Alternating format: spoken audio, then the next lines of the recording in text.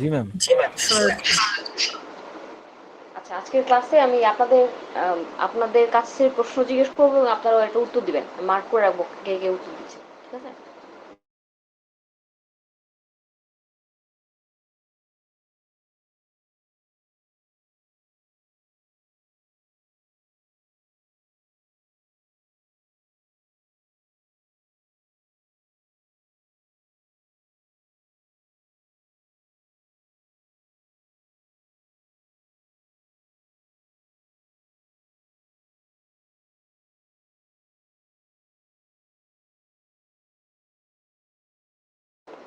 আচ্ছা, আপনাদের ক্লাসরুমে দেখবেন যেখানে আমরা ক্লাস অ্যাসেসমেন্টগুলো আপলোড করি, সেখানে ক্লাস ওয়ার্ক 2 এর একটা পিডিএফ আপলোড করে দিচ্ছি। আম, আজকে যেহেতু অফলাইন ক্লাস হচ্ছে না, আপনাদের আজকে ক্লাসে যে ইনস্ট্রাকশন দেওয়া হবে সেটা বৃহস্পতিবারের মধ্যে আমার ডেস্কে জমা দিয়ে দিবেন। একজন একজন করে আসার দরকার নেই, সিআর এর কাছে দিয়ে দিবেন, সিআর একসাথে জমা দিয়ে যাবেন। ঠিক আছে?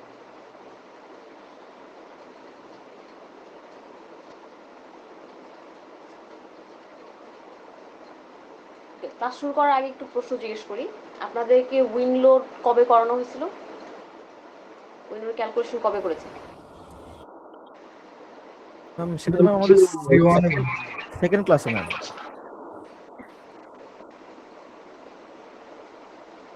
উইন্ডলোডে ক্যালকুলেশন করা হয়ে গেছে? ম্যাম আমাদের মানে এটা একটা আমরা আচ্ছা, আমরা আপনার কি ওয়েট ওয়েট আপনার কি জমা দিয়েছেন কি ক্লাস ওয়ার্ক 2 এ এটা? না ম্যাম আমরা হচ্ছে একটা করছি ম্যাম, ক্লাস ওয়ার্ক 1 করছি আমরা। আর উইন্ডলোড করা হয়ে গেছে বললেন যে? না ম্যাম তাহলে আমরা মনে হয় ভুল বলছি ম্যাম, আমরা আরেকটা ক্লাস আমরা পাই নাই ম্যাম, আরেকটা ক্লাস আমাদের বন্ধের না, তাদের অনলাইন ছিল। কারোই হয়নি বাবা। উইন্ডলোডের ক্লাস কারোই হবার কথা না। This is the G first G time আপনাদের সব সেকশনেই করার কথা আজকে। ঠিক আছে? কিন্তু আপনাদের উইন্ডলোড কিভাবে ক্যালকুলেট করতে হয় সেটা আপনাদের অন্য চ্যাপ্টার 1 এ সম্ভবত ছিল। জি ম্যাম, থ্রি ওয়ানে করছিলাম আমি। 3-1 এ করছিলেন। 3-1 এ কি বিএনপিসি দেখে করা হয়েছিল না? জি মিস। আচ্ছা, গ্রেট। তার মানে কনসেপ্টটা আপনার একদমই আননোন কনসেপ্ট না। দ্যাটস মানে আমার প্রশ্ন হচ্ছে আননোন আননোন কোনো কনসেপ্ট না। আমরা জানি, জাস্ট আজকে অ্যাপ্লিকেশনটা শিখবো। তাই না? জি ম্যাম। আচ্ছা, অসুবিধা নেই। মানে এটা শুনে অনেকে নার্ভাস হয়ে যায় যে আবার পড়ানো হবে কিনা। আমরা উইন্ডোডের ক্যালকুলেশন কিভাবে করতে হবে সেটারও একটা ফাইল আমি ক্লাসরুমে আপলোড করছি। সম্ভবত লেকচার ম্যাটেরিয়ালের মধ্যে আছে। ঠিক আছে?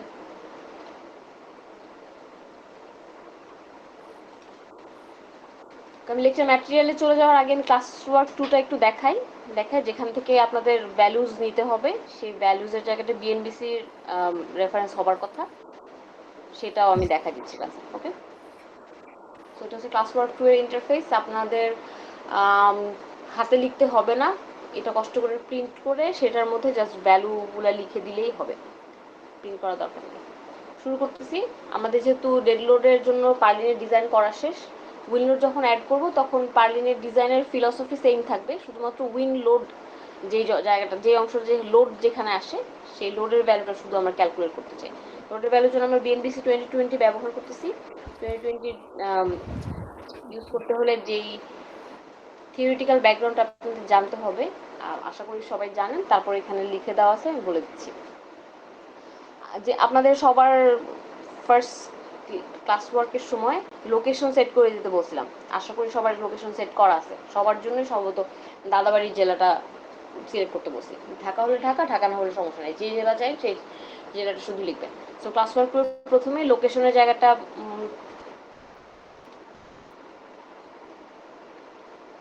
লোকেশনের লোকেশনটা লিখবেন। লোকেশন অ্যাজ ইন জেলার নাম লিখবেন।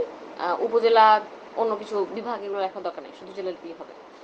সবার জন্যই ট্রাসের যে কলামের উপর ট্রাসটা সাপোর্টেড, সেই কলামের হাইট 12 ফিট ধরা হয়েছিল। তারপর রাইস যখন অ্যাড করবেন তখন রাইস যার যার ভ্যালু অনুযায়ী রাইসের ভ্যালুটা অ্যাড করে নেবেন। তো আমাদের উইন্ডোড ক্যালকুলেশন করার সময় যে হাইট আমরা ক্যালকুলেট করি বা যে হাইটটা নিয়ে হিসাব করা হয়, সেই হাইটটাকে আমরা জেড অথবা এইচ দুইটা দিয়ে মার্ক করি। দুইটা দিয়ে এটাকে ডিফাইন করা হয়। এইচ উড বি কলামের যে হাইট, আমাদের আজকে ট্রাসে ক্যালকুলেশন কলামের হাইট 12 ফিট প্লাস হবে আপনাদের যে যার যার যে রাইজের ভ্যালু আসছে, রাইজ অ্যাজ ইন ট্রাসের সর্বোচ্চ ভার্টিক্যাল মেম্বারের যে হাইট সেটা রাইজকে হাফ করবেন। ফিলোসফিটা হচ্ছে এরকম যদি আপনার ট্রাস থাকে এপাশে কলাম যদি হয় তাহলে কলামের এই জায়গাটা হচ্ছে 12 ফিট এবং খেয়াল করে দেখবেন যেহেতু ট্রাসটা ইনক্লাইন্ড ট্রাস মানে ফ্ল্যাট ট্রাসের ইনক্লাইন্ড লেংথ আছে এরকম ট্রাস সেই জন্য তার হাইট দুই রকমের, একটা এই জায়গার হাইট যেখানে 12 ফিট তার হাইট আর এটা হচ্ছে মিড পয়েন্টে যেখানে হাইয়েস্ট পয়েন্ট সেখানে তার মানে কি 12+ রাইজ হবার কথা, ঠিক বলছি? তো যখন উইন্ড লোডের ক্যালকুলেশন করব তখন এই রাইজটা আর মানে সর্বোচ্চ এবং সর্বনিম্ন হাইট যেটা সে দুটো অ্যাভারেজ করতে হয়, তো অ্যাভারেজ করলে এই অংশটা দাঁড়ায়। তো আমরা যেই হাইট অথবা যেই জেড নিয়ে যে এলিভেশন নিয়ে কাজ করব সেটার ভ্যালু হবে 12+ রাইজ বাই 2। ওকে, বুঝতে পারছি? Yes ma'am. এখানে যেই সংখ্যা আপনার আসবে আপনার ক্যালকুলেশনের জন্য সেটা আমি আশা করবো যে এখানে লিখে দিবেন, পাসওয়ার্ড 1 2 এর এখানে লিখে দিবেন যে আপনি আপনার রাইস কত ছিল সেটা হাফ করে কত আসছে, অ্যাজ ইন জেড কত আসবে আপনার ক্যালকুলেশনের জন্য সেটা লিখে দিবেন। সো দ্যাট আমরা যখন এটা চেক করব তখন ওই জেড যেন মিলাতে পারে আপনার রোল নাম্বার অনুযায়ী যেন আমি মিলিয়ে দিতে পারি। এরপর আসবে basic wind speed. Basic wind speed হচ্ছে ভিবি। বেসিক উইন্ড স্পিডের ভ্যালুটা বিএনবিসিতে দুইভাবে দেওয়া আছে, একটা হচ্ছে ম্যাপের মধ্যে ডিস্ট্রিক্টের উপর প্রত্যেকটা ডিস্ট্রিক্ট ওয়াইজ ভ্যালু দেওয়া আছে আর ট্যাবুলার ফরম্যাটে দেওয়া আছে।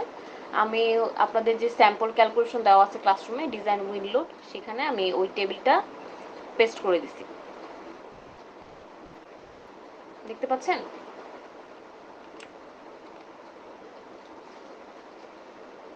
তো এখান থেকে আপনি যেই ডিস্ট্রিক্টটা আপনি লোকেশন ধরেছেন সেই ডিস্ট্রিক্টের জন্য বেসিক উইন্ড স্পিড কত সেটা এই টেবিল থেকে নিয়ে নিতে হবে।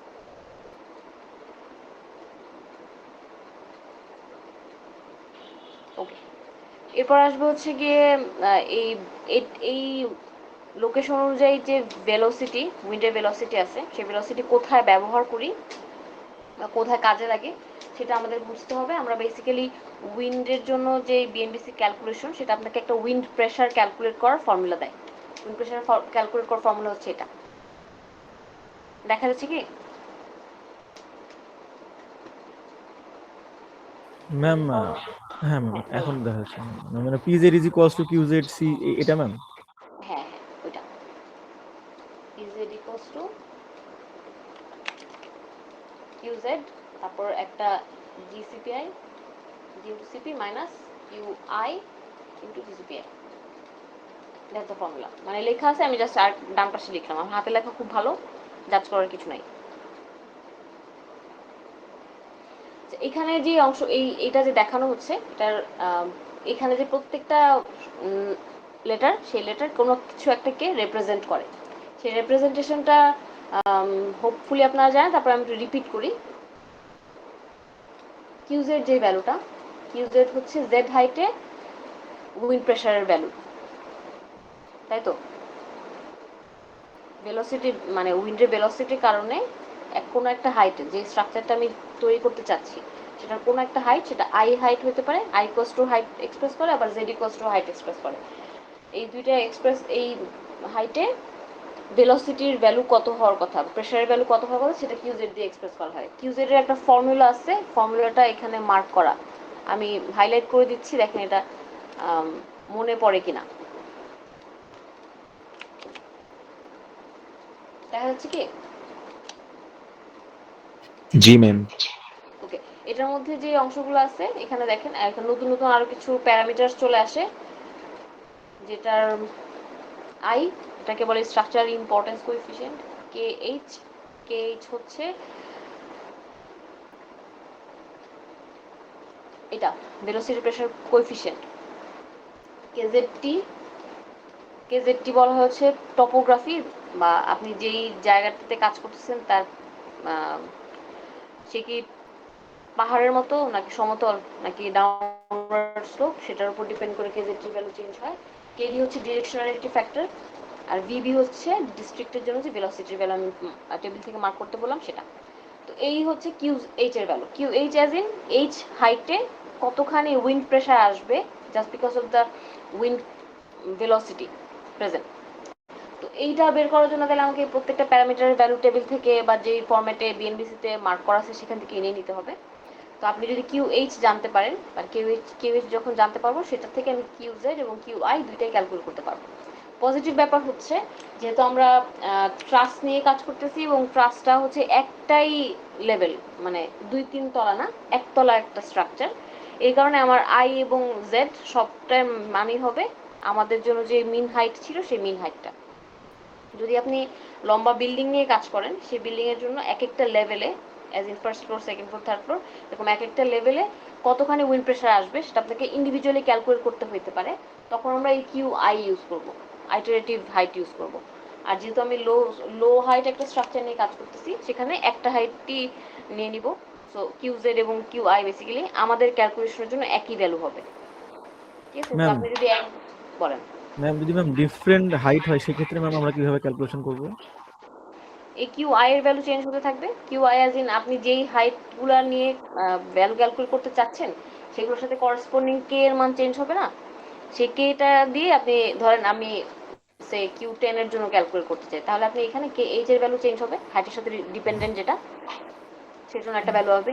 Q20 চাচ্ছি, তখন এগেইন KH এর ভ্যালু ভ্যারিয়েবল করে আমি KI এর মানে Q বের করতে পারবো, মানে ইফ নিড বি, প্রয়োজন হলে। ঠিক আছে?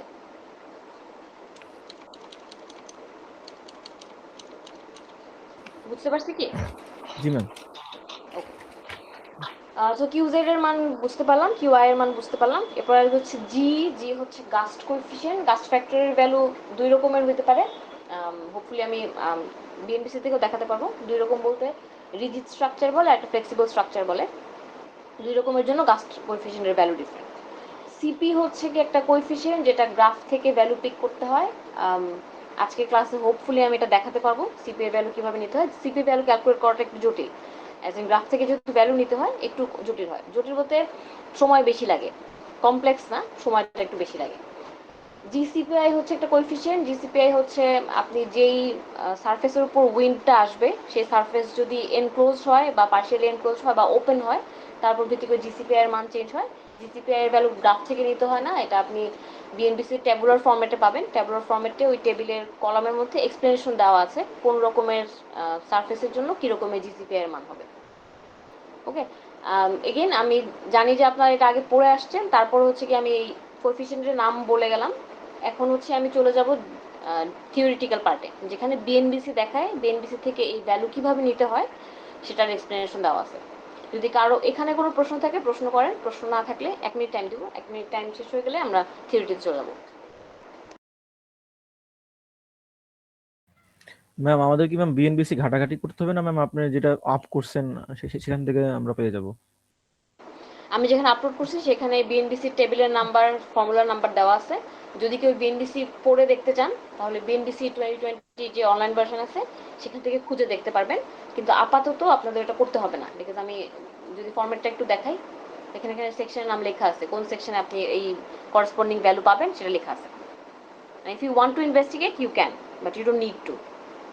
Thank you ma'am. কিউআইটা কি হাইটের কথা বলছিলেন ম্যাম?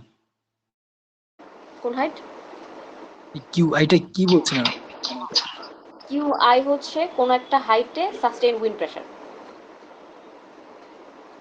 ম্যাম যেহেতু আমরা একটা সিঙ্গেল ফ্লোর নিয়ে করতেছি সেহেতু আমাদের হাইটটা সেম। যদি দুই তলা বা তিন তলা হয় সেক্ষেত্রে আমার কিউআইটা চেঞ্জ হবে, এই তো ম্যাম? যদি এরকম হয় যে এমন লম্বা হাইট যে হাইটের বিভিন্ন লেভেলে বিভিন্ন রকম উইন্ড প্রেশার পাওয়া যেতে পারে, তখন আপনাকে এটা করতে হবে, QI এর ভ্যালু প্রয়োজন পড়বে। আমরা যখন ইয়ে করব, মাল্টিস্টোরেজ স্টিল ফ্রেম করব, তখন আমরা হচ্ছে গিয়ে ল্যাটারাল লোডের ডিস্ট্রিবিউশন কিভাবে হয় সেটা দেখতে পারবো।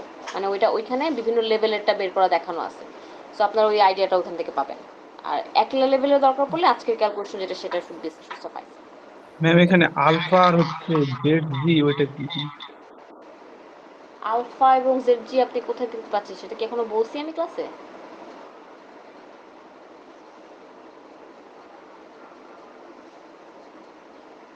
মানে কোএফিসিয়েন্ট আলফা এবং জেড দুইটাই আপনাদের লাগবে, ট্রু, কিন্তু এই মুহূর্তে তো সামনে নাই। আমি হোপফুলি এটা এক্সপ্লেন করবো, এখন আসে না সামনে। আচ্ছা।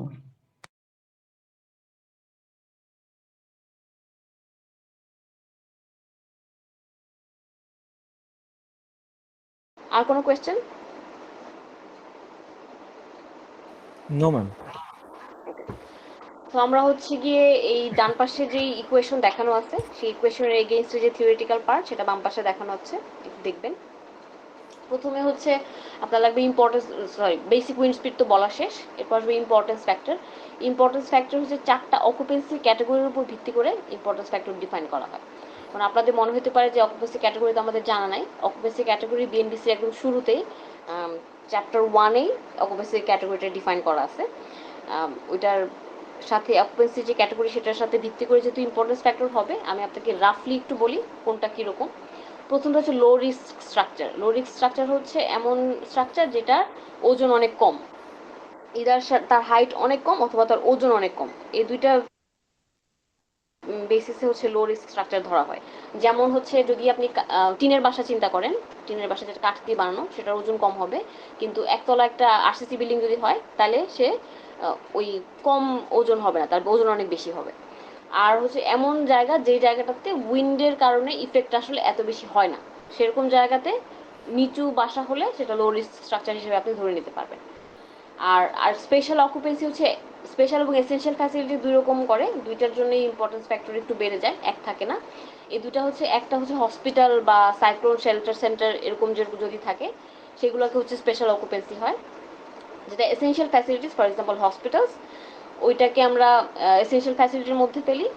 আর আরেকটা হচ্ছে হ্যাজার্ডাস ফ্যাসিলিটিস, সেই হ্যাজার্ডাস ফ্যাসিলিটিসও এগেন বিভিন্ন রকম হতে পারে। ফর এক্সাম্পল যদি বিদ্যুৎ কেন্দ্র হয় সেটা হচ্ছে হ্যাজার্ডাস ফ্যাসিলিটি হতে পারে। যদি পানি যেখানে ফিল্টার করে সেইখানে বা পিউরিফিকেশন করে ওইটা হ্যাজার্ডাস ফ্যাসিলিটি হতে পারে। যেখানে কেমিক্যালস তৈরি করা হয় সেটা ফার্মাসিউটিক্যালস হতে পারে বা অন্যান্য কেমিক্যালস তৈরি যে কোম্পানি তাদের জন্য হচ্ছে ওটা হ্যাজার্ডাস ফ্যাসিলিটি। এমন ফ্যাসিলিটি যে ফ্যাসিলিটিতে যদি কোনো কারণে স্ট্রাকচার ফেল করে তখন এটা আশেপাশে সব মানুষের জন্য এবং আশেপাশে জিনিসপত্র যা কিছু আছে সব কিছুর জন্য যদি হ্যাজার্ডাস হয় তখন এটাকে হ্যাজার্ডাস ফ্যাসিলিটি হিসেবে ডিফাইন করা হয়। আমাদের স্ট্রাকচারটা যেটা, এটা খুব একে একে তো লো রাইজ এবং এর মধ্যে হচ্ছে গিয়ে মানুষের থাকার জায়গা নেই, এটা কিন্তু ইন্ডাস্ট্রিয়াল একটা ফ্যাসিলিটি হবে। এবং যেহেতু একতলা সেটাকে আমরা লো রিস্কে রাখতে পারি, কিন্তু এগেন ওটার হাইটটা একেবারে কমও না, একতলা বললো হাইটটা কমও না। আর ইন্ডাস্ট্রিয়াল যেহেতু সেই জন্য এটাকে আমরা স্ট্যান্ডার্ড অকুপেন্সিতে ফেলে দিই, মানে ইম্পর্টেন্স ফ্যাক্টর 1 রাখবো। একটু খেয়াল করবেন যদি আপনি একই ধরনের স্ট্রাকচার ধরেন, আপনি যদি একটা ধরেন একটা গার্মেন্টসের জন্য যদি বানাতে চান সেটার জন্য একরকমের ফ্যাসিলিটি হবে। আর যদি একই ফ্যাসিলিটি সাপোজ কোনো রকমের কেমিক্যাল প্রডিউস করা হয়, হয়তো হাইট সেম থাকতে পারে কিন্তু ইম্পর্টেন্স ফ্যাক্টরটা বেড়ে যেতে পারে। এটা হচ্ছে যখন আপনার কোনো ডিজাইন করবেন তখন ওটার অকুপেন্সি টাইপ কি সেটা সে ক্যাটাগরাইজ করে এরপর ইম্পর্টেন্স ফ্যাক্টরে যাওয়াটাই ওয়াইজার চয়েস। আমাদের ক্যালকুলেশনের জন্য স্ট্যান্ডার্ড অকুপেন্সি রাখবো, সো সবার জন্যই আয়ের ভ্যালু 1 হবে। আমি লিখে দিচ্ছি, সো পরে আপনারা এটা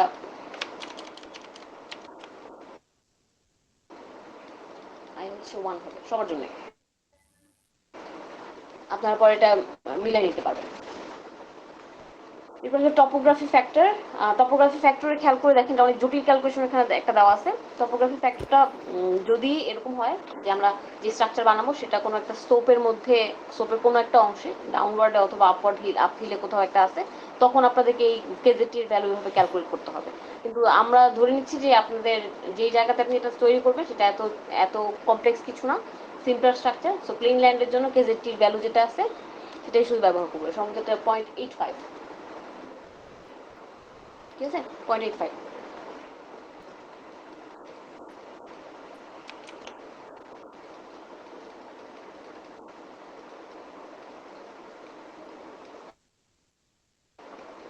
ঠিক আছে, এই ক্যালকুলেশনে যাচ্ছি না। এগেন উইন্ড ডিরেকশনালিটি ফ্যাক্টর, আমরা হচ্ছে গিয়ে যে কোনো টাইপের বিল্ডিং স্ট্রাকচারের জন্য উইন্ড ডিরেকশনালিটির জন্য 0.85 হিসাব করে নেই। শর্তটা হচ্ছে মেইন উইন্ড ফোর্স রেজিস্টিং সিস্টেমটাকে আমি ডিজাইন করতে চাচ্ছি। অ্যাজ ইন স্ট্রাকচারের দুই রকমের এলিমেন্ট হয়, একটা হচ্ছে স্ট্রাকচারাল এলিমেন্ট, একটা নন স্ট্রাকচারাল এলিমেন্ট। এমন হতে পারে কোনো একটা বিল্ডিংয়ের ছাদে একটা ধরেন বসার একটা অ্যারেঞ্জমেন্ট করা হচ্ছে, সেখানে এক ধরনের ছাদ থাকতে পারে। আর আমাদের সেটা এক ধরনের সিস্টেম, যে সিস্টেমটাতে স্ট্রাকচার নন স্ট্রাকচারাল এলিমেন্ট হচ্ছে ওই ছাদটা, মানে বসার জায়গা, ওটা স্ট্রাকচারাল কোনো বেনিফিট দেয় না, জাস্ট ওখানে বসতে হবে তাই শেড দেওয়া হচ্ছে। আর আমরা যেটা ডিজাইন করতে চাচ্ছি সেটা কিন্তু এরকম বসতে হবে সেরকম না, আমরা ওইটাকে মেইন ছাদ হিসেবে যেই রুফ থাকবে সেই রুফের ডিজাইন করতে চাচ্ছি। সো আমাদের জন্য main wind force resistance system হিসেবেই আমাদেরকে ডিরেকশনালিটি ফ্যাক্টরটা নিতে হবে। সো সবার জন্যই 0.85 হবে, বুঝতে পারছি? জি ম্যাম। ওকে, তারপরটা যেটা বললাম জিসিপিআই এর ভ্যালু, জিসিপিআই এর ভ্যালু আপনাকে টেবিল দেখে আপনি ঠিক করতে পারবেন। জিসিপিআই এর ভ্যালু আমরা এখানে তিনটা ক্যাটাগরি দেখতে পাচ্ছি, একটা হচ্ছে ওপেন বিল্ডিং, একটা পার্শিয়ালি এনক্লোজড বিল্ডিং, আর একটা হচ্ছে এনক্লোজড বিল্ডিং। আমরা একটু চিন্তা করি, যদি এরকম একটা সারফেস হয় যে সারফেসের উপর উইন্ড এসে পড়বে, সেই সারফেসটা যদি একদম ক্লোজ হয় এবং উইন্ড এসে পড়ার সাথে সাথে উইন্ডটা আর কোনো দিকে যাওয়ার সুযোগ নাই, এমন যদি হয় তখন তাকে আমি এনক্লোজড বিল্ডিং বলি। এর মাঝখানে যদি যেই জায়গাটা বা যেই ওয়াল বা যেই সারফেস উইন্ডটাকে রেজিস্ট করবে তার মধ্যে যদি একটা নির্দিষ্ট পরিমাণ ফাঁকা থাকে বা এরকম ওপেন স্পেস থাকে, তখন আমি তাকে হচ্ছে পার্শিয়ালি এনক্লোজড বলবো। আর যদি এমন হয় যে উইন্ড রেজিস্টিং সিস্টেমে যে জায়গা উইন্ড এসে পড়বে সেই জায়গাটা আসলে ফাঁকা, জাস্ট কলাম আছে বা স্ল্যাব আছে, আর কিছু নাই, রেজিস্ট করার মতো কোনো দেয়াল নাই, এরকম হলে হচ্ছে ওপেন বিল্ডিং ধরবো। তো এই তিনটা যদি ক্যাটাগরি হয় তাহলে আপনি চিন্তা করেন আমরা যে রুফ নিয়ে কাজ করতেছি সেটা এনক্লোজ বিল্ডিং এর মধ্যে পড়বে, কারণ ওর মাঝখানে কোনো ওপেনিং নাই, এটা সলিড রুফ। বোঝা যায়? Yes, ma'am. সেজন্য আমাদের এটা জিডিপি এর ভ্যালু হবে +-0.18। এখন আপনাদের প্রশ্ন আসতে পারে যে এনক্লোজড বিল্ডিং, আমি তো বুঝতেই পারলাম যে সে এনক্লোজ, তাকে প্লাস এবং মাইনাস দুইটাই কেন কোএফিসিয়েন্ট দেওয়া হচ্ছে। দেওয়ার উদ্দেশ্য হচ্ছে আমরা ক্লাসে একবার বলছিলাম, যদি আপনাদের মনে থাকে, যখন কোনো একটা সারফেসে উইন্ড এসে পড়ে, সে উইন্ডটা যখন সারফেসের দিকে আসে তখন সেটাকে পজিটিভ প্রেশার বলা হয়, আর যখন সারফেস থেকে অ্যাওয়ে হয়, সারফেস থেকে চলে যাচ্ছে এমন হয়, তখন এটাকে নেগেটিভ প্রেশার বলে। তো কোনো একটা সারফেস যখন এমনি ওইটার জিওমেট্রি দেখে যখন বুঝতে পারি যে এনক্লোজড বিল্ডিং হবে, তখন এটা বোঝার কোনো উপায় নাই যে আমি কি উইন্ডটাকে পজিটিভ প্রেশারের জন্য ডিজাইন করতেছি নাকি নেগেটিভ প্রেশারের জন্য ডিজাইন করতেছি। এবং যখন ডিজাইনের ক্যালকুলেশন করা হয় তখন এই প্লাস মাইনাস দুইটাকেই কনসিডার করা হয়, এই কারণে জিসিপি এর মান প্লাস মাইনাস দুইটাই থাকে। ওকে, তো এই জন্য আমরা দুইটাই নিচ্ছি। এইটার যে অ্যাপ্লিকেশনটা হবে যখন আমি পিজেড এর ফর্মুলাতে যখন জিসিপিআই বসাবো, তখন জিসিপিআই এর দুইটা মানের জন্য পিজেড দুইবার ক্যালকুলেট করতে হবে, একবার +0.18 ধরে আর একবার -0.18 ধরে। ঠিক আছে,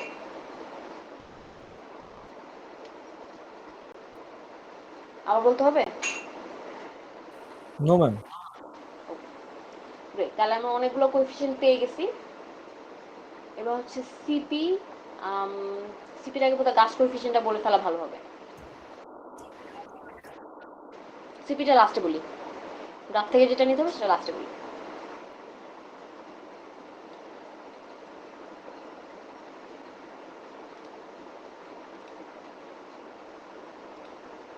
এটা শেষে বলবো। এরপর চলে যাচ্ছি কেজেড। কেজেড এর যেই ভ্যালু সেটা, কেজেড বলতে কি এইচ যেটা সেটার আসলে বোঝাচ্ছে, কেজেড টি ডিফারেন্ট, কেজেড এর ভ্যালু আমরা অলরেডি বলে ফেলছি।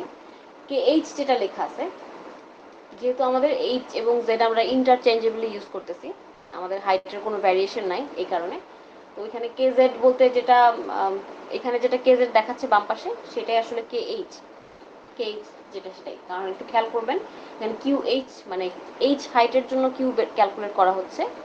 সো এইচ হাইটের করেসপন্ডিং কে যেটা সেটা কে এইচ এরকম লেখা আছে, কিন্তু আমরা যদি কিউ জেড বের করি তখন এটা কে জেড হয়ে যাবে, যদি কিউ আই বের করি তাহলে এটা কে আই হয়ে যাবে। এটা ক্যালকুলেশনটা জেড এর উপর ডিপেন্ডেন্ট। আরেকটা জিনিস আছে, টপোগ্রাফির যে টেরেন এক্সপোজারের যে ব্যাপারটা, টেরেন এক্সপোজারের ব্যাপারের সম্পর্কে আপনারা এর আগে পড়ে আসছেন কি বলতে পারবেন কেউ? Terrain exposure A B C বলতে কি বোঝায়?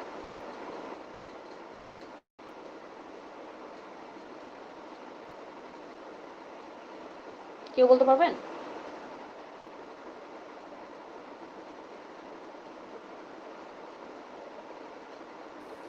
No ma'am. কারো জানা নাই?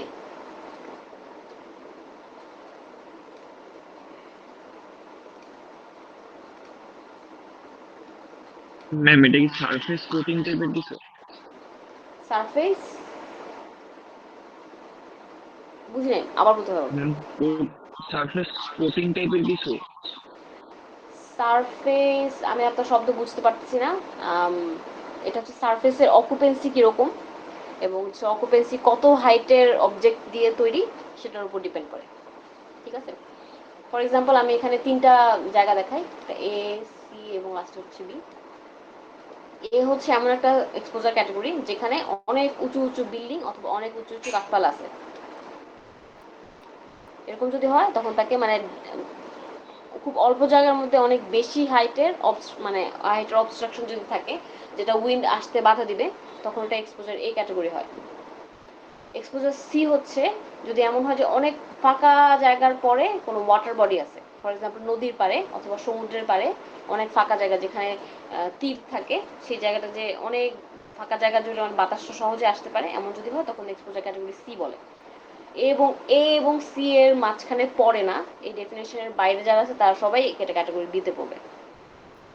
ঠিক আছে, তার মানে হচ্ছে মিড রেঞ্জের দুই রকম হতে পারে, এমন হতে পারে যে সব হাইট গুলাই হচ্ছে কি মোটামুটি অ্যাভারেজ হাইটের, মানে অনেক অনেক উঁচু না আবার অনেক নিচুও না, অথবা হচ্ছে কি অনেক দূরে দূরে ফাঁকা ফাঁকা জায়গায় এস্টাবলিশমেন্ট আছে, সব জায়গায় জুড়ে এস্টাবলিশমেন্ট নাই। এই দুইটাই বি ক্যাটাগরির মধ্যে পড়বে। ঠিক আছে, এক্সপোজার এবিসি সাধারণত ডিফাইন করা হয় আপনি যেই জায়গাটাতে স্ট্রাকচার বানাতে চাচ্ছেন সেই জায়গাটা যে ধরনের স্ট্রাকচার অথবা নেচারাল এলিমেন্ট দিয়ে ভর্তি সেটা দেখে ডিসাইড করা হয় যে এক্সপোজার ক্যাটাগরি কোনটা হবে। ফর এক্সাম্পল আপনি যদি একদম সমুদ্রের তীরে যে একটা স্ট্রাকচার বানাতে চান তখন আপনাকে ডেফিনেটলি সি ক্যাটাগরিতে ফেলতে হবে। আবার ধরেন আমাদের ভার্সিটি যেখানে ফার্মগেটে কোনো একটা স্ট্রাকচার করতে হলে ওটা এক্সপোজার ক্যাটাগরি এ করতে হবে, বি করা যাবে না। তাহলে বি কোথায় হতে পারে? হাইওয়ের পাশে যখন আমরা হাইওয়ে দিয়ে যখন যাই আমরা বাংলাদেশের যে কোনো হাইওয়ে দিয়ে, তখন দেখা যায় না অনেক দূরে আবাদি জমির পরে যে বাসাবাড়ি বা অনেক ফাঁকা ফাঁকা জায়গায় বাসাবাড়ি আছে বা বসতি আছে, এরকম যদি হয় তখন সেটা বি ক্যাটাগরিতে পড়বে। তো এই যে এ বি সি ক্যাটাগরি বলছি, এ বি সি ক্যাটাগরি বলার উদ্দেশ্য হচ্ছে সাপোজ আমি উইন্ডের কথা চিন্তা করি। উইন্ড তো একটা হচ্ছে মানে উইন্ড তো এমন না যেটা ভ্যাকুয়াম অফ মানে স্পেসটা ভ্যাকুয়াম না, একটা কোনো কিছু দিয়ে ভর্তি, বাতাস যখন আসে তখন কোনো কিছু দিয়ে ভর্তি একটা এলিমেন্ট, সেটা একটা ভলিউম আছে, সেটা একটা ওজন আছে। তো উইন্ড যদি আসে, সাপোজ আমি একটা উইন্ড এরকম চিন্তা করছি, সে বাম পাশ থেকে ডান দিকে যাচ্ছে একটা উইন্ড, যখন সে এই ক্যাটাগরিতে পড়বে তখন সে তার মানে হচ্ছে সে একটা যেই ভেলোসিটিতে সে যাচ্ছিল সেই ভেলোসিটিতে বাধাপ্রাপ্ত হচ্ছে। বাধা পেলে যেটা হয় যতটুকু উইন্ড আসলে মুভ করে সেই মুভটা এই হাইটে ধরেন এই হাইটে আসতেছিল, এখানে বাধা পাইছে বলে সে এখানে না চেষ্টা করে সে এই পর্যন্ত তার ইফেক্টটা চলে গেল, মানে অনেক উপর পর্যন্ত এফেক্ট চলে গেল। একই বাতাস যদি আমি একই হাইট থেকে চিন্তা করি, যখন সিতে করবো সি থেকে সে বাধা পাচ্ছে না, আমার সে যেই লেভেলে ছিল সে সেই লেভেলে একদম সাই করে চলে যেতে পারবে। আবার যখন বি ক্যাটাগরি যদি বলি এক্সপোজার বি, তখন সে এত এর মতো উপরে উঠবে না কিন্তু আরেকটু নিচে দিয়ে ধরেন এই লেভেলে উইন্ডের ভেলোসিটির ইফেক্টটা থাকবে। এটা কি বোঝা যায় যে একই উইন্ড বা একই ভেলোসিটির উইন্ড যখন এক্সপোজার এ বি এবং সি এর মাঝখান দিয়ে যাবে তখন যেই ভলিউমটা জুড়ে আসলে সেই ভেলোসিটিটা আছে সেই ভলিউমটা এর জন্য অনেক উঁচুতে উঠে যায় সি এতে, আর তার যে লেভেলে ছিল সেই লেভেলেই থাকে। আর বি এর জন্য হচ্ছে গিয়ে এ এবং সি এর মাঝামাঝি কোনো একটা জায়গা দিয়ে তার ওই বাতাসটা মুভ করে। তো এই যে হাইয়েস্ট হাইট যে জায়গা পর্যন্ত উইন্ডের ইফেক্টটা আসবে সেই হাইয়েস্ট হাইটটাকে আমরা টেরেন এক্সপোজার কনস্ট্যান্টের মধ্যে এখানে জেড জি দিয়ে এক্সপ্রেস করি। তো বাম পাশে একটু দেখবেন এক্সপোজার এ বি এবং সি এর সাথে জেড জি এর 3 রকমের ভ্যালু আছে, বুঝা যাচ্ছে?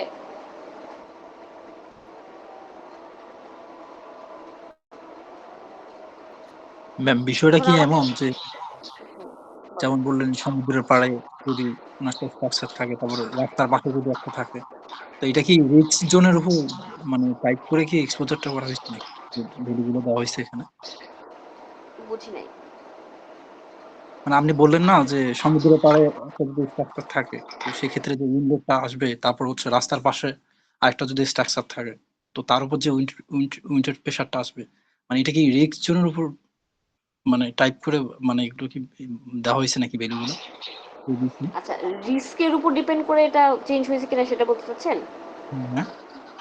হ্যাঁ, রিস্ক ঠিক এভাবে রিস্ক না, ব্যাপারটা এরকম যে উইন্ড যখন একটা উইন্ড আসবে তখন উইন্ডটা যে সাস্টেইন করবে সে আসলে কতটুকু উইন্ড প্রেশার সাস্টেইন করবে, মানে উইন্ডের ভেলোসিটি তো আসলে প্রেশার না, ভেলোসিটি তো জাস্ট সে কত দূরে চলে যায়, কত দ্রুত মুভ করতে পারে সেটা।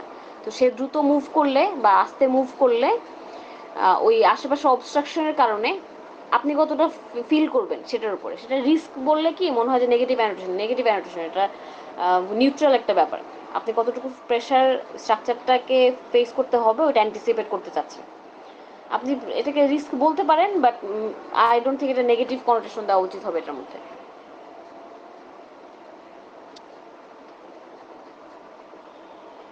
আপনি প্রশ্ন উত্তর কি পাইছেন?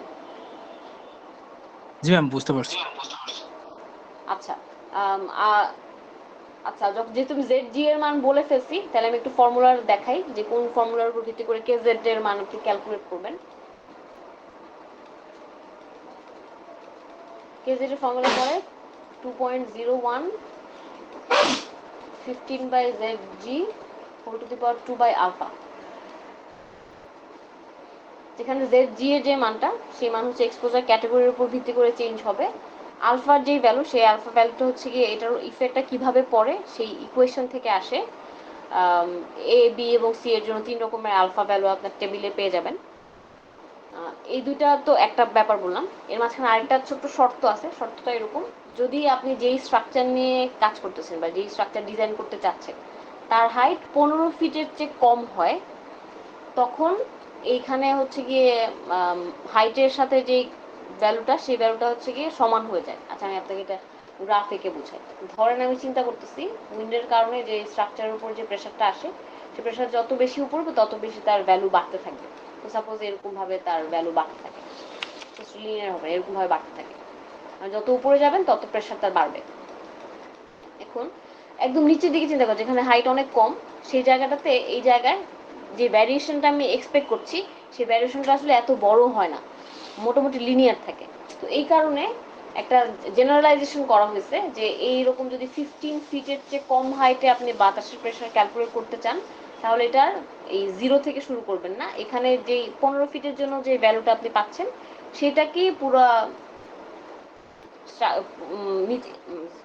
0 থেকে 15 ফিটের মধ্যে 15 ফিটের জন্য যে ভ্যালু, সেটাই কেজেড এর ভ্যালু হবে। ভ্যারিয়েশন করার দরকার নেই, বেশি নিচু স্ট্রাকচারে ভ্যারিয়েশন করার দরকার নেই। তো এটা বলা মাত্রই, যখন যে যাদের স্ট্রাকচার হচ্ছে 12 প্লাস মিন হাইট, এটা করলে পরে যাদেরটা 15 ফিটের চেয়ে ছোট হয়ে যাবে, তাদের জন্য কেজেড এর ভ্যালু আর হাইটের সাথে ভ্যারিয়েবল হবে না। বুঝতে পারছি?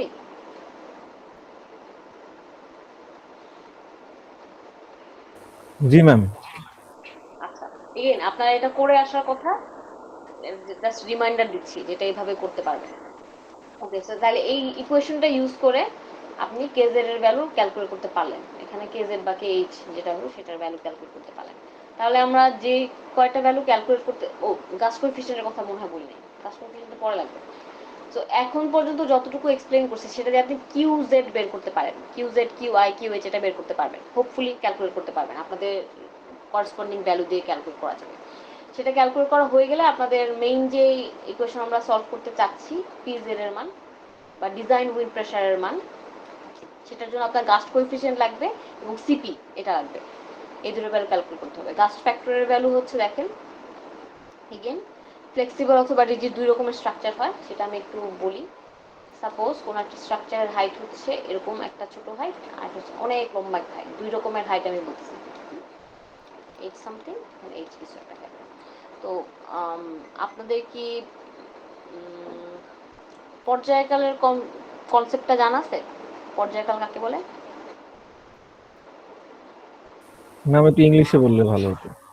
অসিলেশন পর্যায়কাল। Time period. হ্যাঁ, টাইম পিরিয়ড, হ্যাঁ ম্যাম। ফ্রিকোয়েন্সি, টাইম পিরিয়ড, এরকম কি ইয়েস ম্যাম। জানা আছে? হ্যাঁ ম্যাম, হ্যাঁ ম্যাম। বুঝছিলেন? হ্যাঁ, বলেন, আমাকে বলেন পর্যায়কাল বলতে কি বোঝায়। কোনো একটা ইংলিশে ধর্ম বলেন। নির্দিষ্ট সময় আবার ফিরে আসে সেটা। ট্রু, ট্রু, ঠিক আছে, মানে কনসেপচুয়ালি ঠিক আছে। সো আমি যদি এই এইচ হাইট, মানে ধরেন এটা হচ্ছে স্ট্রাকচার 1, এটা স্ট্রাকচার 2। স্ট্রাকচার 1 এর জন্য যদি পর্যায়কাল চিন্তা করি, স্ট্রাকচার 1 যদি তার আপরাইট অবস্থা থেকে তাকে কোনো কারণে ভাইব্রেশন দেওয়া হয়, তখন সে এই জায়গা থেকে একবার ডানে গিয়ে ব্যাক করে যখন বামে আসবে এবং তারপর আবার নিজের অবস্থানে ফিরে আসবে, এটুকু তার যে সময় লাগে সেটাকে পর্যায়কাল বলে। ঠিক বলছি?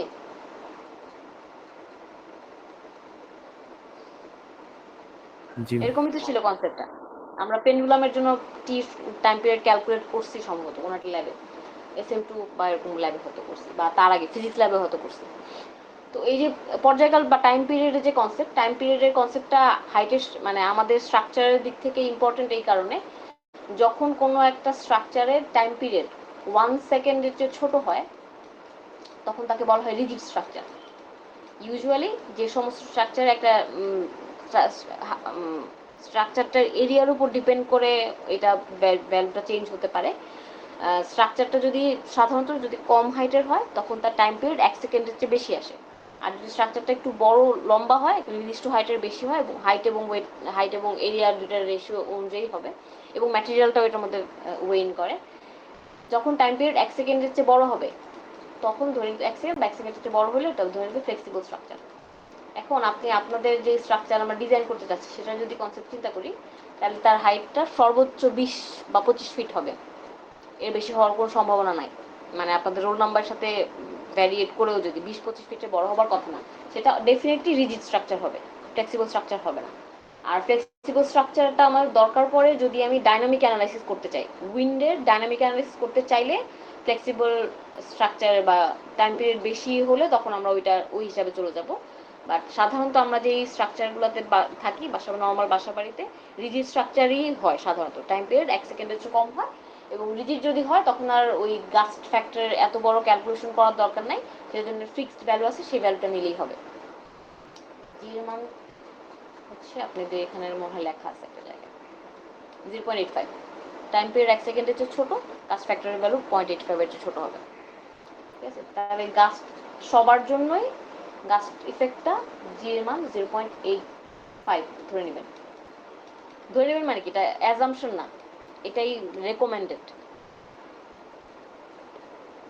বুঝতে পারছি? জি ম্যাম। ওকে, অনেকগুলো কোএফিসিয়েন্টের কথা বলে ফেলছি। লাস্ট যে কোএফিসিয়েন্টটার কথা বলবো সেটা হচ্ছে সিপি। সিপিটা হচ্ছে সব থেকে টাইম কনজিউমিং, এটা বুঝতে পারা সব থেকে টাইম কনজিউমিং হবে।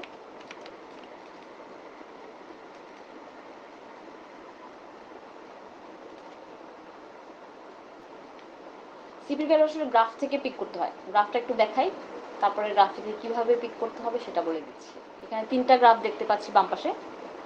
গ্রাফে এক একটা এলিমেন্টের কথা বলবো এবং আপনাদের ক্যালকুলেশনের সাথে সাথে কিভাবে সে অ্যাসোসিয়েটেড সেটা একটু বলি।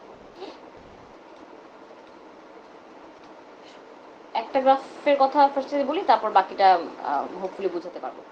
আপনাদের হচ্ছে যে কোনো রকমের ক্যালকুলেশন করতে হলে পজিটিভ এবং নেগেটিভ উইন্ড প্রেশারের জন্য 3টা সিপি এর ভ্যালু ক্যালকুলেট করতে হয়, দ্যাটস দ্য স্ট্যান্ডার্ড। 3টা হচ্ছে এই সেন্সে যে লিওয়ার্ডের জন্য একটা, উইন্ডওয়ার্ডের জন্য 2টা। ঠিক আছে, লিওয়ার্ডের ক্ষেত্রে একটা কারণ হচ্ছে লিওয়ার্ডের নেগেটিভ প্রেশারই আসে, আর উইন্ডওয়ার্ডের জন্য হচ্ছে পজিটিভ নেগেটিভ দুইটাই আসতে পারে।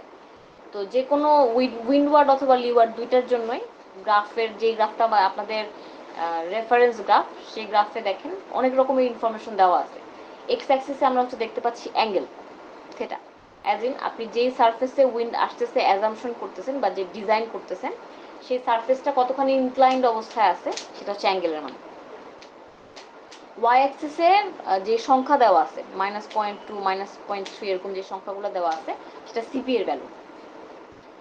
আর একটা এক্সট্রা ইনফরমেশন, এটাতে থার্ড একটা ডিমেনশন আছে। থার্ড ডিমেনশন হচ্ছে যে গ্রাফ লাইনগুলো দেখা যাচ্ছে, সেই লাইনগুলো হচ্ছে থার্ড ডিমেনশন। সেই লাইনগুলো দেখেন এক একটা লাইন এক এক রকমের h/l বা হাইট এবং লেংথের রেশিওকে ডিফাইন করে। এখন তারপর প্রশ্ন হবে এইচ কোনটা, এল কোনটা, কোত্থেকে আসবে। এইচ হচ্ছে আপনাদের যে জেড মিন হাইটের ভ্যালু আছে সেটা এইচ। এল হচ্ছে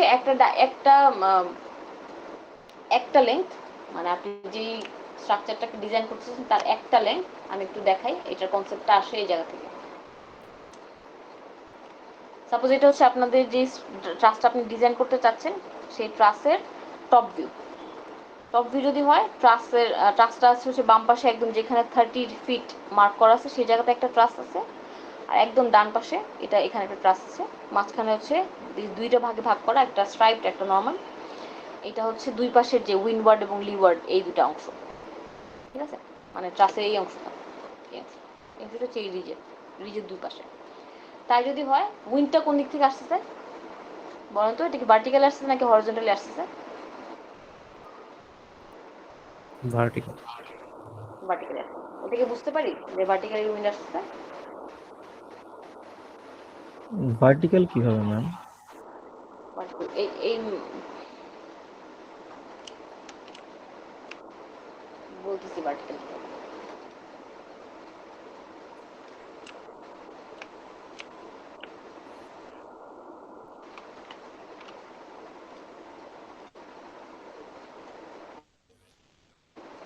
এই হচ্ছে আমাদের স্ট্রাকচার। এই পাশে ট্রাস, ওই পাশে আরেকটা ট্রাস। এইটা হচ্ছে রিজ। উইন্ড যদি আসে একটু খেয়াল করে দেখবেন, আমরা যে ট্রাসটা ডিজাইন করবো সেই ট্রাসের উপরে কি কভার দিব নাকি ট্রাসটা এক্সপোজ থাকবে? এক্সপোজ। এক্সপোজ কোয়েশ্চেন না, মানে সার্টেনটির সাথে বলেন। ইউজুয়ালি ইন্ডাস্ট্রিয়াল রুফ ট্রাসে এই ট্রাস অংশটা দেখা যায় বাইরে থেকে, তো আমাদের ডিজাইনে আমরা দেখা যাচ্ছে এমন একটা ট্রাসে ডিজাইন করতেছি। তাই যদি হয় তাহলে এই ট্রাসের এখানে যদি উইন্ড আসে, উইন্ডকে সাস্টেইন করার জন্য কি কোনো এরিয়া আছে? ট্রাস কিন্তু এরিয়া না, লাইন। ট্রাস তো লাইন, জি ম্যাম। ট্রাসের উপর কাভার নাই, তো কোনো এরিয়া নাই যে এরিয়াতে উইন্ড এসে পড়বে। অ্যাজ অপোজ টু বাতাসটা যদি এই অ্যাঙ্গেল থেকে আসে, তখন এইখানে যে রুফ ম্যাটেরিয়াল ছিল পার্লিনের উপরে যে রুফ, সেই রুফের জন্য হচ্ছে গিয়ে এই রুফটা ওই উইন্ডটাকে সাস্টেইন করতে পারবে। এই কারণে আমরা বলতেছি বাম পাশের ফিগারে ভার্টিক্যালি যে উইন্ড আসবে সেই উইন্ডটাই হচ্ছে আমার উইন্ড প্রেশার, হরিজন্টালি না। জি ম্যাম, বুঝতে পারছি ম্যাম। আচ্ছা, এরকম যদি হয় তাহলে আমাকে একটু দেখাই। উইন্ড যখন রিজের পারপেন্ডিকুলারই আসছে, তখন এল এর ভ্যালু হচ্ছে 30 ফিট, তার মানে এইটা হচ্ছে এল এর ভ্যালু। আর যেই সারফেসে উইন্ড এসে পড়তেছে সেই সারফেসটার লেন্থ হচ্ছে বি এর ভ্যালু। মানে লেন্থ এবং ব্রেডথ যেটা, সেটা এটাকে এভাবে ডিফাইন করা হয়েছে। এগেন আপনি সবসময় এটা ধরবেন তা না। সাধারণত আমরা কোনো রকম টেকনিক্যাল টার্ম না বলে যদি লেন্থ এবং উইডথ বলি, তার লেন্থ হচ্ছে বড় যেই লেন্থ আছে সেটাকে লেন্থ ধরে নেই, আর যেটা এল হচ্ছে ছোট সেটাকে বি ধরে নেই। কিন্তু যখন উইন্ডের ভ্যালু ক্যালকুলেট করব তখন এটা ডিপেন্ড করবে উইন্ড রিজের পারপেন্ডিকুলার নাকি উইন্ডের সাথে রিজের সাথে প্যারালাল, তার উপর ডিপেন্ড করে এল এবং বি এর ভ্যালু চেঞ্জ হয়ে যাবে। যদি এমন হইতো যে আমার ট্রাসের উপরে একটা কাভার আছে, তখন আমরা এই ট্রাসের উপরে এইখানে যে উইন্ডটা আসতেছে, মানে এক্স বরাবর যে উইন্ডটা আসতেছে, সেটার জন্য এল এর মান নিতাম এইটাকে, বে লেন্থকে। কিন্তু আমরা যেভাবে ধরতেছি সেটার জন্য এল নিব হচ্ছে ট্রাসের স্প্যান, সেটাকে। তাহলে এল এর মান সবার জন্য যার যার যে ট্রাসের স্প্যান থাকবে সেই স্প্যানের ভ্যালু হচ্ছে আপনার জন্য এল ভ্যালু হবে।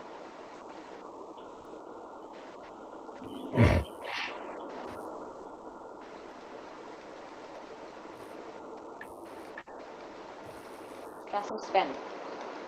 আর এইচ হচ্ছে আমরা অলরেডি জানি, সেটা হচ্ছে মিন হাইট।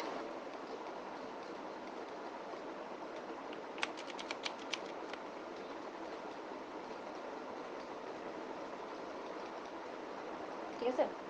তাহলে এইচ এবং এল যদি আপনি জানতে পারেন, আপনার যে ট্রাসটা ডিজাইন করছেন তার জন্য এইচ এবং এল যদি জানতে পারি, তাহলে আমি এইচ এবং এল এর রেশিও থেকে এখানে কোন গ্রাফটা আমার দরকার পড়বে, মানে গ্রাফের কোন লাইনটা আমি নিয়ে কাজ করব সেটা বুঝতে পারবো। গ্রাফের জায়গাটা একটু দেখি। আমি ইমাজিনারি একটা সিচুয়েশন চিন্তা করি যেখানে এইচ এর ভ্যালু হচ্ছে সাপোজ 20 ফিট, সাপোজ এল এর ভ্যালু হচ্ছে সাপোজ 30 ফিট ধরে নিচ্ছি। সেরকম যদি হয় তাহলে এইচ বাই এল এর ভ্যালু কত হবে? 0.67, 66666667 এরকম হবে। ঠিক আছে? এটা কি বুঝতেছি? জি ম্যাম। ধরে নিই আমি যে অ্যাঙ্গেল নিয়ে কাজ করতেছি সেই অ্যাঙ্গেলের ভ্যালু হচ্ছে সে 12 ডিগ্রি, সাপোজ 12 ডিগ্রি ধরে নিচ্ছি, কারণ আমার বাম পাশে ক্যালকুলেশন দেখে যেন বুঝতে পারি। তাহলে যখন আমি 12 ডিগ্রি ধরে নিব এবং এইচ বাই এল এর ভ্যালু 0.67 পেয়ে যাচ্ছি, তখন আমার ভ্যালু ক্যালকুলেট করার জন্য এই গ্রাফে একটা লাইন টানতে হবে।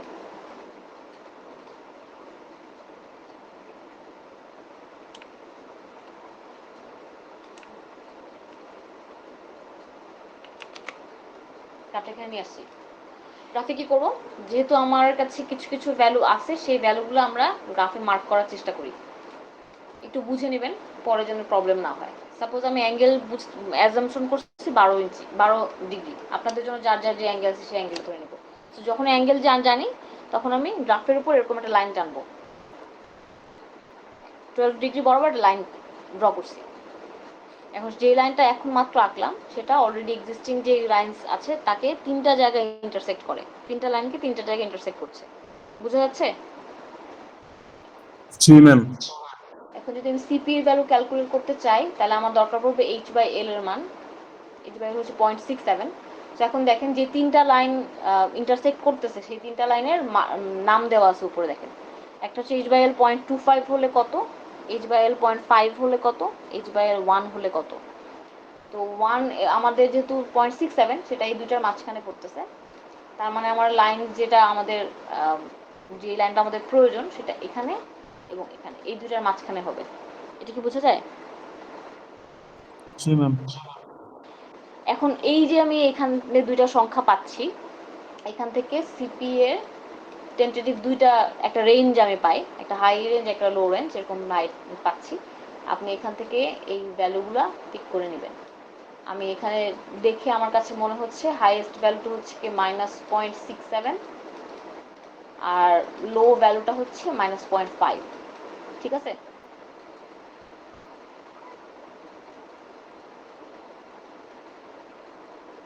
এখন আমি এখান থেকে কি লিনিয়ার ইন্টারপোলেশন করতে পারবো যে h/l 0.67 হলে কত ভ্যালু পাওয়া যাবে?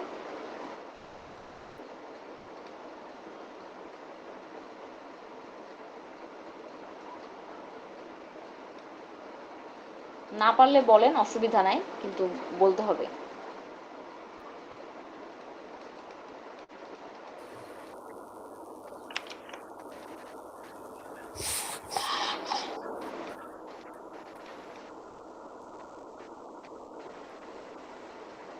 আমাকে ম্যাম তাহলে কি এখন ঐকিক নিয়মে করব যে 1 এর জন্য এত হইলে 0.5 এর জন্য কত, এরকম বিষয় কিছু ম্যাম?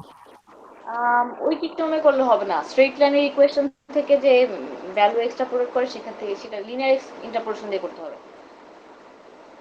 মানে x minus x1 by x1 minus x2 এরকম একটা ইকুয়েশন ছিল, মনে আছে কি? জি ম্যাম। লিখে দিচ্ছি দেখেন। জি ম্যাম, যে x minus x1 by x1 minus x2 equal to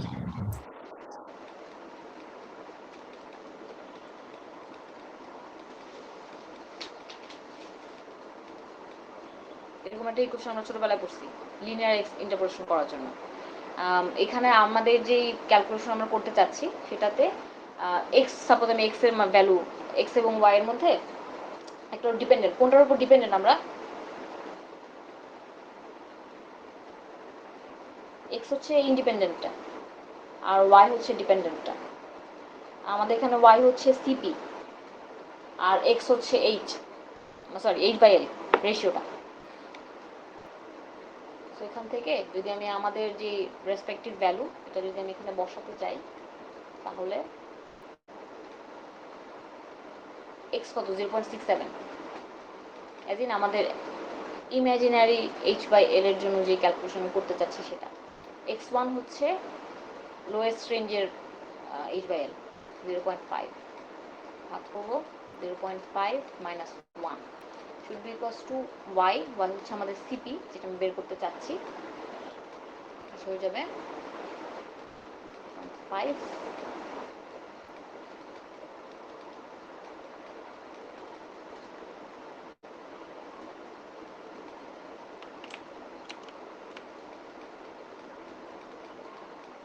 এটা কি বোঝা যায়?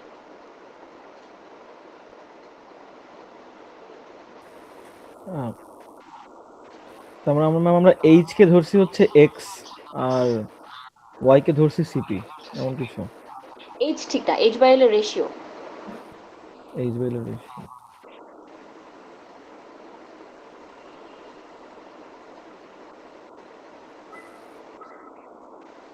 কনসেপ্টটা কি বোঝা যাচ্ছে?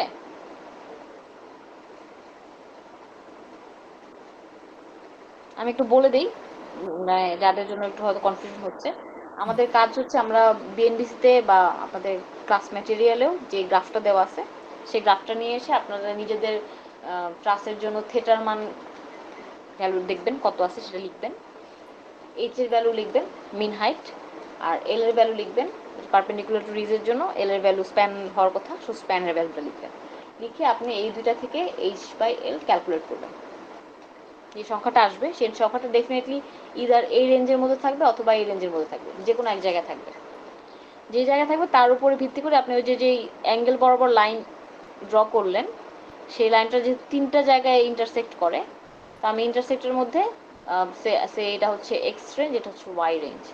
তাহলে আমি যদি এক্স রেঞ্জের মধ্যে থাকে তাহলে এখানকার ভ্যালুটা নিব, আর যদি ওয়াই রেঞ্জের মধ্যে থাকে তাহলে এখানকার ভ্যালুটা নিব। এই যে রেঞ্জ নিচ্ছি সেই রেঞ্জের জন্য আমি এখানে এই ভ্যালুটা ক্যালকুলেট করবো। এইচ বাই এল 1 এর জন্য কত, এইচ বাই এল 0.5 এর জন্য কত। যার 0.25 এবং 0.5 এর মাঝখানে হবে সে এখানে 0.5 এখানে 0.25 লিখবে, মানে যেটুকু অ্যাপ্রোপ্রিয়েট হয় আমরা রেসপেক্টিভ ভ্যালু নিয়ে নিব। নেওয়ার পরে আমি চিন্তা করবো যে আমি যেহেতু এইচ বাই এল আমার জন্য যে ক্যালকুলেশন করে আসছে, এখানে যে ভ্যালুটা আসছে সেই ভ্যালুর জন্য আমি লিনিয়ার ইন্টারপোলেশন করতে চাই। লিনিয়ার ইন্টারপোলেশনের জন্য রিকোয়ার্ড ইকুয়েশন হচ্ছে এটা। সেই ইকুয়েশন রেসপেক্টিভ জায়গায় ভ্যালু বসাবো, বসাই সিপি এর মান বের করবো। এই সেম প্রসেসটা আমরা তিনটা জায়গায় করতে হবে, লিওয়ার্ডের জন্য একবার, উইন্ডওয়ার্ডের জন্য দুইবার, তিনটা জায়গায় করতে হবে। তো প্রসেসটা একটু বুঝে নেন, যদি না বুঝতে পারেন প্রশ্ন করেন।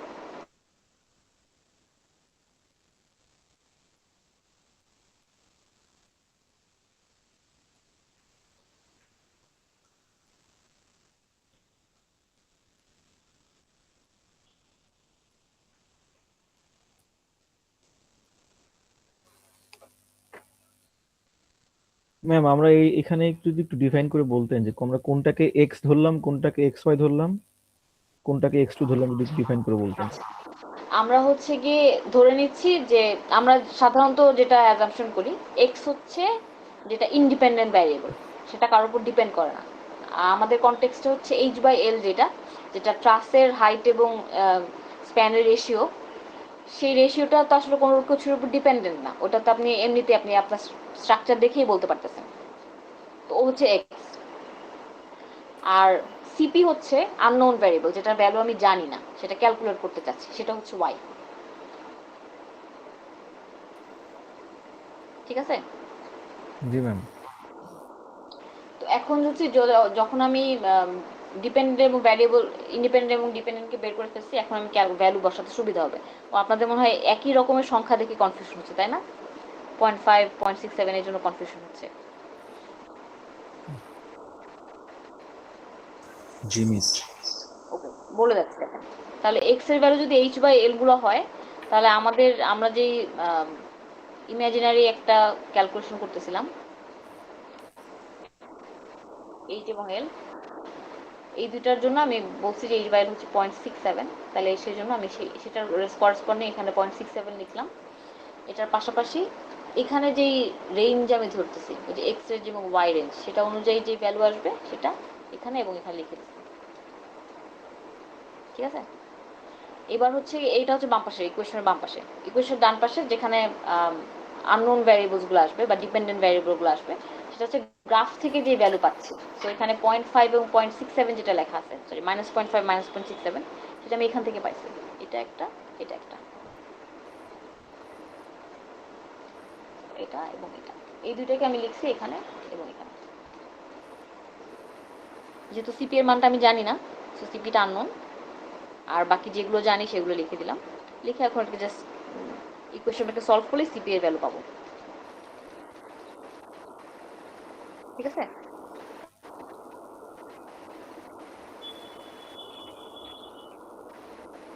একটু confusing ma'am. I know it's confusing, I know. আমি চাচ্ছিলাম এটা অফলাইন ক্লাস হোক, সো দ্যাট আমি বেটার ইন্টারাক্ট করতে পারি, একদম ক্লাসে যে যার যার ভ্যালুর জন্য ক্যালকুলেট করতে পারি, বাট আনফরচুনেট আমাদের জন্য আর কি, যেটা অফলাইনে করতে পারলাম না। ম্যাম এখানে ফার্স্টে যে 0.67 আসছে, তো রেঞ্জটা হচ্ছে 0.67 যে দুইটা কার্ভের মধ্যে নিকটবর্তী ওইটা নিব। হ্যাঁ, 0.67 ঠিক কার্ভ বলতে আমাদের এখানে এইচ বাই এল এর ভ্যালুটা, মানে এগুলোর জন্যই গ্রাফটা আঁকা হয়েছে। ওই কারণে আমরা ওইটার কাছে, ওইটা যেই ধরেন 0.25 0.5 1, এটা হচ্ছে তিনটা লিমিট। এই তিনটা লিমিটের কোনটার মধ্যে এটা পড়ছে আপনার সংখ্যাটা, সেটা আপনি বের করে নেবেন।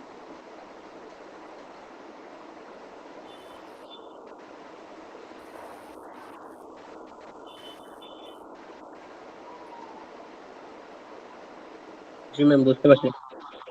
মোটামুটি বুঝতে পারছেন না পুরোটা বুঝতে পারছেন? পুরোটা বুঝছি। Great. বাকিদের অবস্থা জানি না, বাট একজন দুইজন যদি বুঝতে পারেন তাহলে আশা করি নিজেরা আলোচনা করে সলভ করতে পারবেন। একেবারেই না বুঝতে পারলে কালকে এবং পরশু দুই দিন 2 সেকশনের ক্লাস আছে, সময় বের করতে পারেন, ক্লাসে এসে তারপর সলভ করতে পারেন ইফ ইউ ওয়ান্ট। ঠিক আছে? জি ম্যাম। আচ্ছা, তাহলে আমি সিপি এর ভ্যালু যে 3টা সিপি এর মান পাচ্ছি একটু খেয়াল করবেন। আমরা যে ইকুয়েশন দেখে প্রেসার বের করব সেই ইকুয়েশনের মধ্যে অনেক রকমের ভ্যারিয়েবল আমরা পাচ্ছি। তাহলে সিপি এর হচ্ছে 3 রকমের ভ্যালু পাবো। একটা লিওয়ার্ডের জন্য, একটা উইন্ডওয়ার্ড পজিটিভের জন্য, আর একটা উইন্ডওয়ার্ড নেগেটিভের জন্য। 3 রকমের সিপি পাবো। আর জিসিপিআই হচ্ছে 2 রকমের পাবো, ±0.1। আর বাকিগুলো সবগুলো কিন্তু ফিক্সড সংখ্যা। কিউজেড, গাস কোএফিসিয়েন্ট বা কিউজেড এর যে ভ্যালু সব কিছু ফিক্সড, প্লাস মাইনাসের কোনো কিছু না। তাহলে এই যে আমার 3 রকমের সিপি এবং 2 রকমের জিসিপিআই, সেটার জন্য অ্যাটলিস্ট 6টা ইকুয়েশন সলভ করার কথা আপনার। মানে পিজেড এর ভ্যালু হচ্ছে 6 রকমের পিজেড আসবে। লিওয়ার্ডের পিজেড 2টা, উইন্ডওয়ার্ডের পজিটিভের জন্য 2টা, উইন্ডওয়ার্ডের নেগেটিভের জন্য 2টা। এই যে 6টা, সেই 6টা থেকে হচ্ছে আপনার উইন্ড প্রেসারের ভ্যালু অ্যাকচুয়ালি কত ধরে ডিজাইন করতে হবে সেটা চলে আসবে। ঠিক আছে? এটা আমি বলতেছি, আমি একটু এক্সাম্পলটা একটু দেখাই, তাহলে হয়তো আপনাদের এটা আরো কোয়েশ্চেন সমাধান হয়ে যাবে। আপনাদেরকে আমি যেই লিস্ট হচ্ছে উইন্ড লোড ক্যালকুলেট করার যে শিট আপলোড করে রাখছি, সেখানে লাস্টে আমি একটা এক্সাম্পল রাখছি। সেই এক্সাম্পলটা দেখে আপনারা আইডিয়া করতে পারবেন কিভাবে ক্যালকুলেট করা যায়। আমি এই এক্সাম্পলটার সাথে একটু রিলেট করাই দিই। এটা উইন্ড প্রেশার এরকম ফ্রেমের জন্য করা হয়েছিল, কিন্তু আমাদের রুফের পার্টটা দরকার বলে আমি রুফের পার্টটা এখান থেকে নিয়ে নিছি। একটু খেয়াল করি, জেড এর ভ্যালু হচ্ছে এখানে জেড এর ভ্যালু এখানে বলা আছে 23, সরি 23 না, 18 এবং 5-এর পরে 18 প্লাস 2.5 হবে, 20.5 হবে। 20.5-এর জন্য ক্যালকুলেট করা হচ্ছে। এই দেখেন মিন হাইট লেখা আছে 20.5, এটার জন্য ক্যালকুলেট করা হবে। বেসিক উইন্ড স্পিড এটা সম্ভবত ঢাকার জন্য করা, সো 147 mph বলা আছে। Importance coefficient i equals to something. Local topography factor কেজে T1, আমরা 1 ধরে কাজ করতে পারি, 0.85 ধরার দরকার নেই। রিজিড স্ট্রাকচারে 0.85, ডিরেকশনালিটি ফ্যাক্টর 0.85 দেওয়া আছে। শুধু KH বের করতে হবে। KH এখানে যেটা করছে সেটা দেখেন এক্সপোজার বি এর জন্য করছে। ঠিক আছে? আপনারা যেই জেলা ইমাজিন করতেছেন সেই জেলার জন্য এক্সপোজার ক্যাটাগরি চেঞ্জ করে নেবেন। আই অ্যাসুমিং সবার বাসায় তো এই এক্সপোজার ক্যাটাগরিতে হওয়ার কথা না। ঠিক আছে? আমি অ্যাপ্রিশিয়েট করি যদি ডিফারেন্ট এক্সপোজার ক্যাটাগরি ইউজ করেন। KH বের করলেন, বের করার পরে ভেলোসিটি প্রেসারের জন্য যে ফর্মুলা, সেই ফর্মুলার জন্য প্রয়োজনীয় তথ্য আপনাদের কাছে আছে। আপনার ওখান থেকে ভেলোসিটি প্রেসার ক্যালকুলেট করা যাবে। এখানে সংখ্যাটা আসছে 42.65। রিমেম্বার, 42.65 এর জন্য আমরা ক্যালকুলেশনটা দেখব। জিসিপিআই এর মান ±0.18, যেরকমটা আমাদের জন্য আছে। আর মিন রুফ হাইট হচ্ছে 20.5। এই তথ্যের উপর ভিত্তি করে যখন ক্যালকুলেশন করা আছে, দেখেন ক্যালকুলেশনের থিটার মান বের করছে, আপনাদের এটা ক্যালকুলেট করা থাকার কথা। সিপি এর মান দেখেন উইন্ডওয়ার্ডের জন্য 2টা বের করছে। 2 রকমের সিপি বের করার কথা, 2টা বের করা হয়েছে। আর লিওয়ার্ডের জন্য একটা ভ্যালু ক্যালকুলেট করছে। মানে এখানে এই খুব হার্মলেস যে লাইনটা, সেই লাইনটার ব্যাকগ্রাউন্ড হচ্ছে গ্রাফ থেকে ভ্যালু নেওয়া। ঠিক আছে? এবার যখন গ্রাফ থেকে ভ্যালু নিয়ে ফেলছি, সেগুলোর জন্য দেখেন নেগেটিভ প্রেসার, উইন্ডওয়ার্ডের নেগেটিভ প্রেসার হিসেবে 2টা সংখ্যা ক্যালকুলেট করা হয়েছে। এখানে সংখ্যাগুলোকে আমি একটু ভেঙে বলে দিই, তাহলে হয়তো আপনাদের নিজেরা ক্যালকুলেট করার সময় সুবিধা হবে। কিউজেড হচ্ছে 42.65, যেটা উপরে ক্যালকুলেট করা আছে। 0.85 হচ্ছে জি এর মান। আর সিপি হচ্ছে -0.6 এর জন্য ক্যালকুলেট করা হয়েছে, যেহেতু উইন্ডওয়ার্ডের নেগেটিভ প্রেসার নিয়ে কাজ করতেছে সেই কারণে। মাইনাস করা হয়েছে আবার QI ইন্টু জিসিপিআই, একবার +0.18 আর সেকেন্ড লাইনের জন্য -0.18। বুঝতেছি? জি ম্যাম। এটা হচ্ছে নেগেটিভ প্রেসার। পজিটিভ প্রেসারের জন্য সেম কাজটা করতে হবে, আচ্ছা শুধুমাত্র ম্যাম, সিপি। জি বলেন। আপনার হচ্ছে এখানে জেড জি, আপনার এটা কোথা থেকে আসলো? কোনটা? আপনার KH এ ম্যাম, আপনার রুফ হাইটে KH equal 2.01 into H/ZG। Formula জি জি, আপনার 900 বা কোথা থেকে আসলো এটা না? এই যেখান থেকে আসছে, এক্সপোজার ক্যাটাগরি অনুযায়ী জেড এর মান যে ডিফারেন্স সেটা আসছে। ও আচ্ছা আচ্ছা, জি ম্যাম, ঠিক আছে ম্যাম। ঠিক আছে, আর কোনো কোয়েশ্চেন? প্লিজ আপনার দেখে নেন, যদি না বুঝতে পারেন এখনই জিজ্ঞাসা করে নেন, কারণ আমি তো ক্লাস থেকে চলে গেলে তো আর জিজ্ঞেস করার সুযোগ নেই। ম্যাম শেষে যদি একটু সিপিটা আরেকবার মানে বের করাটা একটু বলতেন তাহলে খুব ভালো হতো। বলবো, সমস্যা নেই, এইটা বলা শেষ করি, তারপর আমি সিপিটা আবার আরেকবার বলে দিচ্ছি। জি ম্যাম।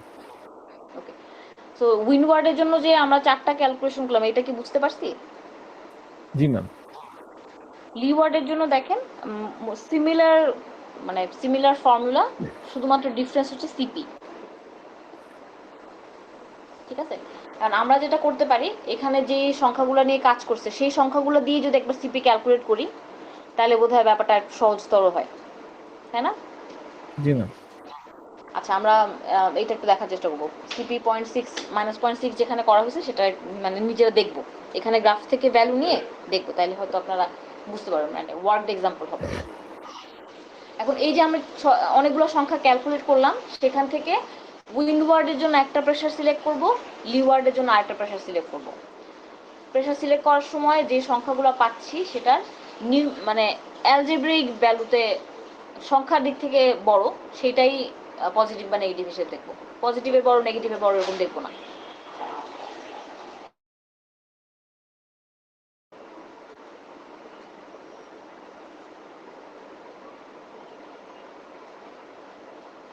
আমি কি বলছি বুঝতে পারছেন কি?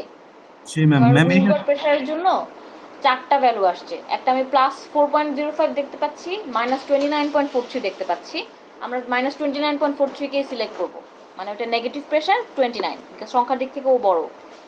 এগেন এখানে প্লাস মাইনাস যেটা আসছে সেটা বোঝাচ্ছে যে সারফেসের উপরে বা সারফেস থেকে অ্যাওয়ে সেটাকে ডিফাইন করে, মানে আমরা যে সংখ্যার দিক থেকে প্লাস মাইনাস বেশি কম এটা ধরি, সেটা অনুযায়ী করছে, এটা ডিরেকশন বোঝাচ্ছে, সংখ্যা বোঝাচ্ছে না। ঠিক আছে,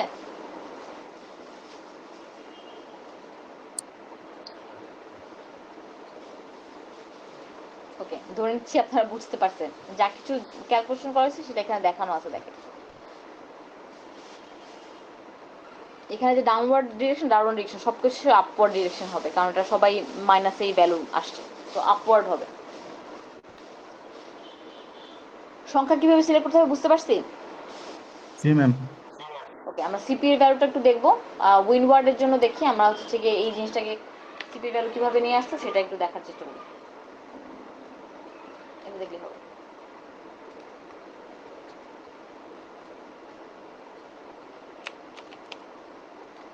হচ্ছে আমাদের রেফারেন্স ভ্যালু, আমি হচ্ছে গ্রাফের এটা নিয়ে আসি।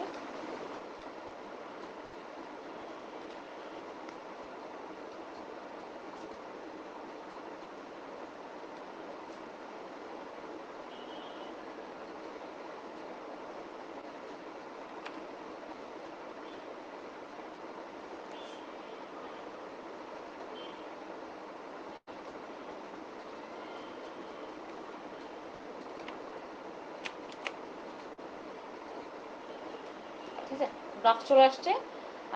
H/L এর ভ্যালু আসছে 0.683, থেটার মান হচ্ছে 18.4, আর সিপি এর মান বের করে দেখাতে চাচ্ছি।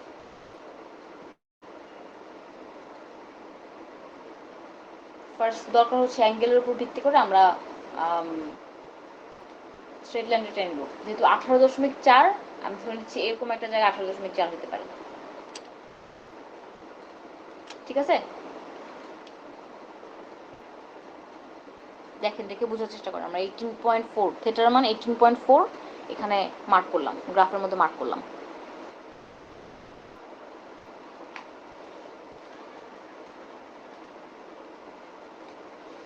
আমাদের H/L এর ভ্যালু কত আসছে? 0.683, সেটা কোন জায়গায় আসবে? এখানে অথবা এখানে, এই দুটার মাঝখানে আসবে না? জি ম্যাম। তাহলে সেই দুটা লিখি, একটা হচ্ছে এখানে, একটা এখানে। ঠিক আছে, জি ম্যাম।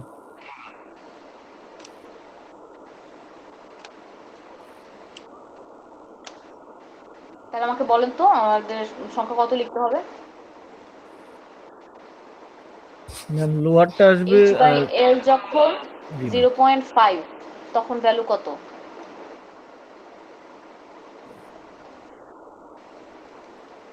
ম্যাম 0.5 এখন ম্যাম 0. হ্যাঁ এরকম জি ম্যাম h বাই l যখন 1 তখন করেসপন্ডিং ভ্যালু কত? 0.79 ম্যাম সাপোজ জি ম্যাম টেন্টেটিভ ভ্যালু এক্সাক্ট হইতে হবে না, টেন্টেটিভ ভ্যালু হলেই হবে। সেরকম যদি হয় তাহলে আমরা এখন ইকুয়েশনে চলে যাই। ইকুয়েশনে x minus x1 x1 minus x2 equals to y minus y1 minus y. বলেন x এর ভ্যালু কত হবে এখানে? x এর ভ্যালু ম্যাম 0.48 কেন 0.5 কেন 0.5 0.683 0.683 আচ্ছা মানে যেটার জন্য আমি ক্যালকুলেট করতে চাচ্ছি গ্রাফ থেকে পাই নাই। ওকে ম্যাম এবার x1 কত হবে? 0.5 লোয়ার লিমিটটা 0.5 তাহলে এখানেও 0.5 হবে মাইনাস করব 1 হয়েছে?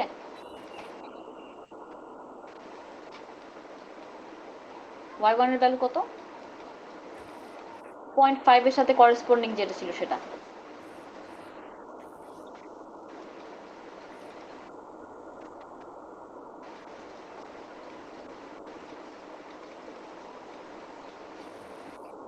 আচ্ছা মানে ম্যাম বিষয়টা এরকম দাঁড়াচ্ছে যে 0.5 আর 1 এটা হচ্ছে x1 আর x2 এর ভ্যালু আর 0.48 মাইনাস 0.79 এগুলো y1 আর y2 এর ভ্যালু এক্স্যাক্টলি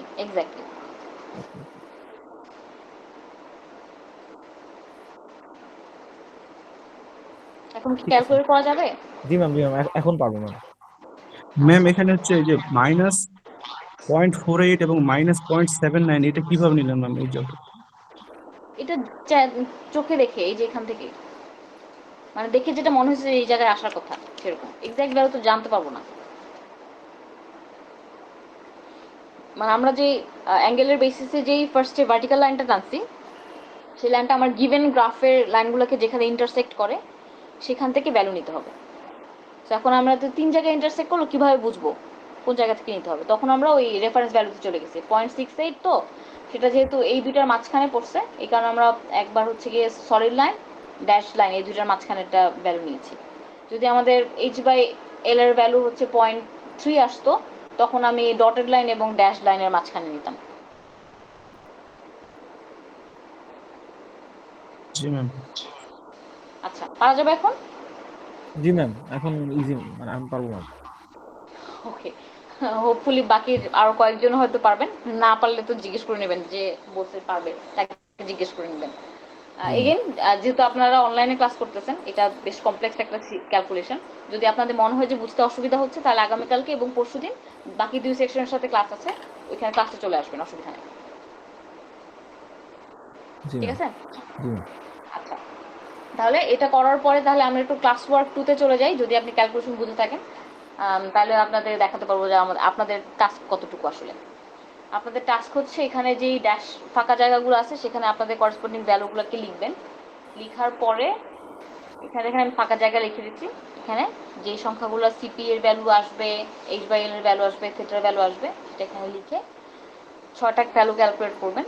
করার পরে উইন্ডওয়ার্ড এবং লিওয়ার্ডের প্রেশার কত আসার কথা সেই প্রেশারের ভ্যালুটা এখানে লিখবেন। আচ্ছা এই যে এখানে লিখবেন সেটার এগেইন আমরা শুধু উইন্ডোডে ক্যালকুলেশন করছি, আমাদের কিন্তু এখনো ডিজাইন করা হয়নি, আমরা তো পার্লিনের ডিজাইন করতেছি রাইট? জি ম্যাম তো আমরা যে ক্যালকুলেশনের যে বাকি অংশটা সেই অংশটা আমি আমাদের ওয়ার্ড এক্সাম্পলে দেখাই, তাহলে আপনাদের এই ফাঁকা জায়গার উপর ফাঁকা জায়গায় এরকম ক্যালকুলেশন দেখতে হবে না, মানে সংখ্যার উপর ভিত্তি করে যে কাজগুলো করবো সেটাই শুধু দেখতে পাবেন। ম্যাম ভ্যালু চয়েস করাটা একটু আমাকে একটু দেখান তো, কোনটা?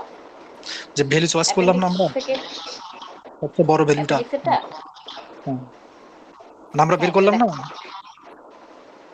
ওই যে এখান থেকে বা মানে উইন্ড লোডের যে ভ্যালু চয়েস করা সেটা বলছেন, হ্যাঁ হ্যাঁ মানে এখান থেকে কোনটাকে চুজ করব সেটা? মানে যেটা হ্যাঁ। সব থেকে বড় সেটা তো চুজ করতে হবে। আচ্ছা, উইন্ডওয়ার্ডের জন্য যে 4টা উইন্ড প্রেসার আসতেছে তার মধ্যে সংখ্যার দিক থেকে যেটা সব থেকে বড় সেই সংখ্যাটা সিলেক্ট করব। যেমন আমরা এখানে দেখতে পাচ্ছি 29, 14, 11 এবং 4, তার মধ্যে 29 সবচেয়ে বড়, এই কারণে এই সংখ্যাটাকে আমরা সিলেক্ট করব যে নেগেটিভ উইন্ডওয়ার্ডের জন্য নেগেটিভ প্রেসার আসবে -29.43, আর লিওয়ার্ডের জন্য 28 এবং 13, তার মধ্যে ডেফিনেটলি 28টাকে সিলেক্ট করব। ইয়েস ম্যাম, বুঝতে পারছি। আচ্ছা, তো এই যে আমরা সিলেক্ট করলাম -29 এবং -28, দুই রকমের ভ্যালু সিলেক্ট করলাম।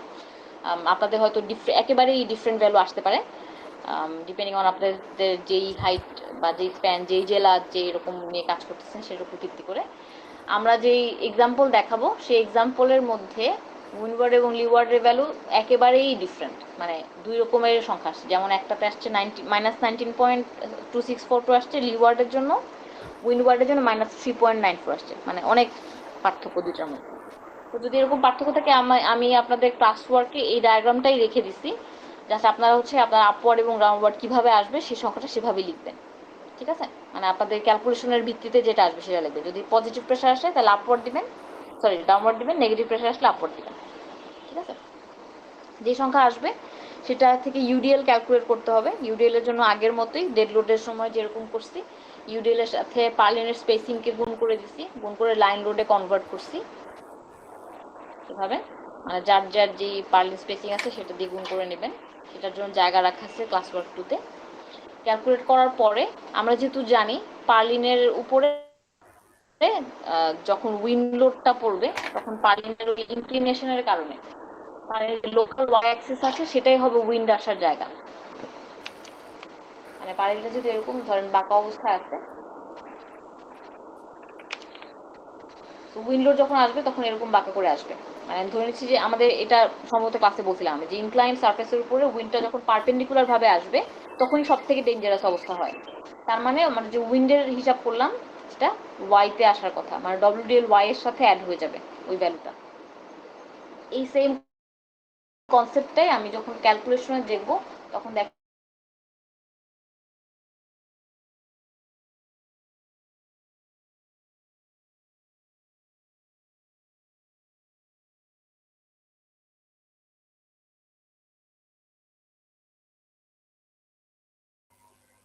হ্যালো, ডব্লিউ এর সাথে ক্যালকুলেট করছিলেন সেটার সাথে এখন যে উইন্ড প্রেশারটা ক্যালকুলেট করলাম সেটা যোগ হয়ে যাবে। কোনটা সেটা দেখেন, ইউডিএল কে গুণ করে যে ইউডিএল এ কনভার্ট করছি আমরা, মানে এরিয়া লোড থেকে যে উইন্ড লোডে কনভার্ট করার যে কনসেপ্টটা সেই কাজটাই করছি। করে এখন নতুন একটা আপডেটেড ডব্লিউ ওয়াই আসতেছে, মানে ওয়াই অ্যাক্সিস, পার্লিনের ওয়াই অ্যাক্সিস বরাবর নতুন একটা লোড আসবে, সেই লোডের করেসপন্ডিং মোমেন্ট এক্স ক্যালকুলেট করতে হবে। একদম সেম ফর্মুলা, মানে আমরা ডেড লোডের জন্য করে আসছি সেম ফর্মুলাটা ইউজ করবো। আর এক্স ডিরেকশনে যেহেতু উইন্ড আসতেছে না, সো এক্স ডিরেকশনের জন্য যে এম ওয়াই ছিল সেটা চেঞ্জ হবে না, সেটা আগেরটাই থাকবে। তাহলে আপনার এম ওয়াই এর ভ্যালু ক্যালকুলেট করা আছে, নতুন করে শুধু এম এক্সটাকে আপডেট করবেন। করার পরে আমরা বেন্ডিং স্ট্রেস ভ্যালু ক্যালকুলেট করবো, মানে sigma equals to M Y by I যে কনসেপ্ট ছিল সেখান থেকে ক্যালকুলেট করবো এবং অ্যালাউয়েবল বেন্ডিং স্ট্রেস বের করবো, আগে যেটা ছিল সেটাই থাকবে।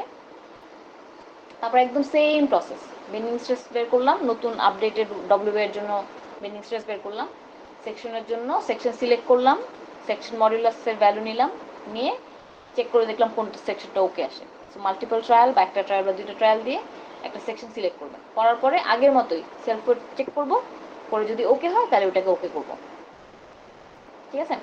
এই যে প্রসেস, এই ডিজাইনের প্রসেসটা একদম ডেড লোডে যা করছি তাই। তাহলে চেঞ্জটা কোথায় আসলো?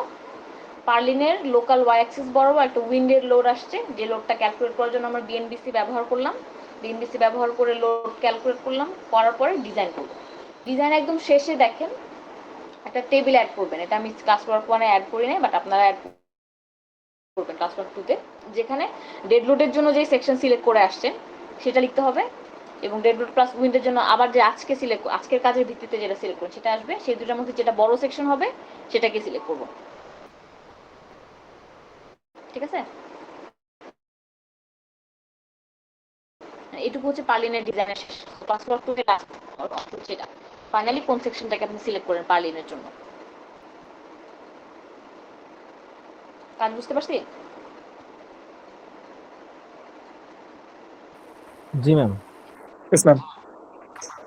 আচ্ছা, তাহলে এই কাজটা হচ্ছে আপনাদের যেহেতু সব ডকুমেন্টগুলো ক্লাসরুমে দেওয়া আছে, আজকে এখনই করে দিতে হবে না। If you want to do it এখন করতে পারেন, যদি প্রিন্ট করা থাকে ক্লাস ওয়ার্ক 2, আর যদি না প্রিন্ট করা থাকে অসুবিধা নাই। কালকে বা পরশুর মধ্যে, মানে বৃহস্পতিবারে 5টা বাজার আগে, বৃহস্পতিবার বিকাল 5টার মধ্যে আমার ডেস্কে জমা দিয়ে আসবেন আপনাদের সেকশনের কাজটা। ঠিক আছে? জি ম্যাম। ওকে, যদি আর কোনো প্রশ্ন না থাকে তাহলে ক্লাস ছেড়ে দিচ্ছি, অ্যাটেন্ডেন্স নিয়ে তারপর ছেড়ে দিব। আর এগেইন যেহেতু অফলাইন ক্লাসের সুযোগ আছে, আপনারা ওখানে বসে যদি সবার সাথে করতে পারেন সেটা করতে পারবেন, অসুবিধা নেই। ম্যাম আমার একটা কোশ্চেন ছিল, বলেন। ওই যে ভার্টিক্যালি ইনলোড আসার ব্যাপারটা, ওইটা যদি আরেকটু সহজ করে বোঝা দিত, মানে আমার মাথায় নিতে চাচ্ছে না আর কি। আচ্ছা, আমরা পার্লিনের লোকেশনে চলে যাই। পার্লিনের যে লোড ক্যালকুলেট করছে, এই যে এই ফিগারটা কি মনে আছে?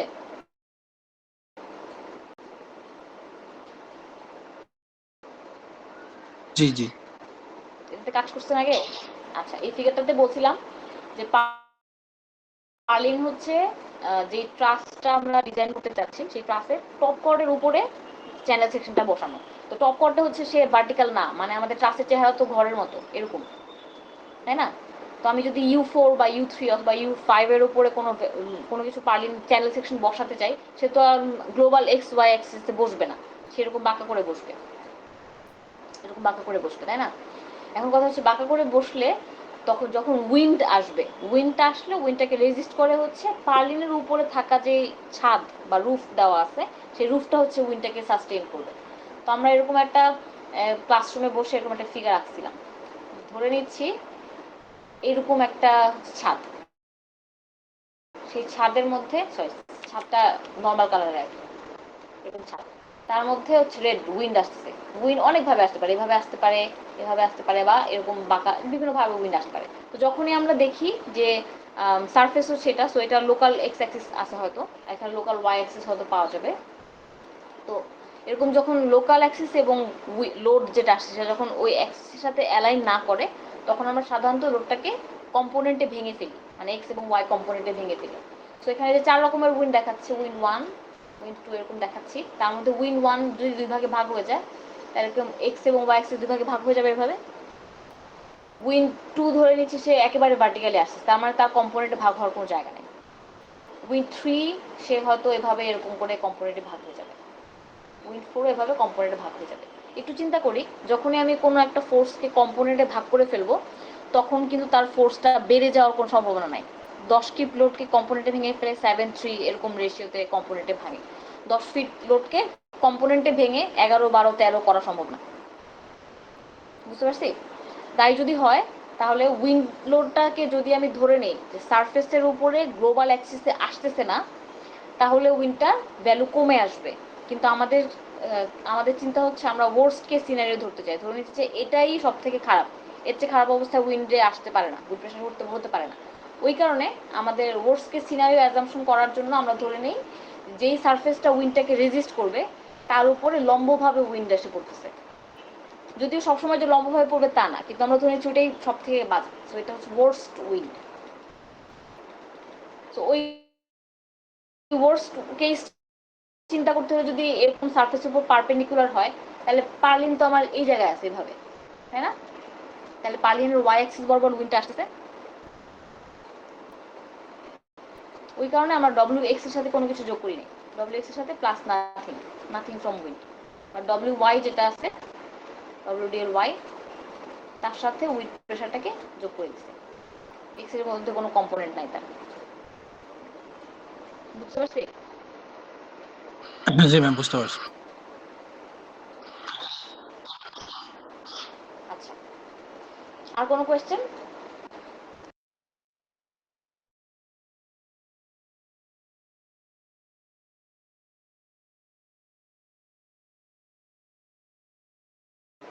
আর কারো কোয়েশ্চেন থাকলে কোয়েশ্চেন করতে পারবেন, আমি সময় দিব, কিন্তু অ্যাটেন্ডেন্স দিতে থাকি, সো দ্যাট সময়টা ওয়েস্ট না হয়।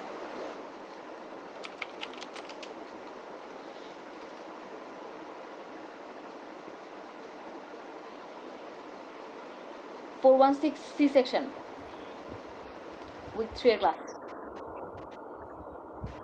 অ্যাটেন্ডেন্স রোল লেগে যাচ্ছি, মাইকটা আনমিউট করে রোল নাম্বারটা একটু মানে বলবেন যে আপনি প্রেজেন্ট আছেন।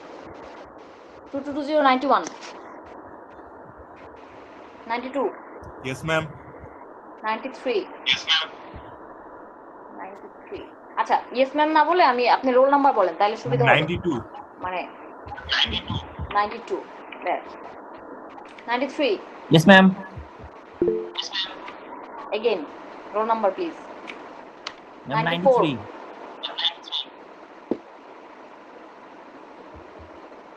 95 96 Yes, ma'am. 98 yes ma'am 96 ma'am. 95 96 তারপর বলতে থাকেন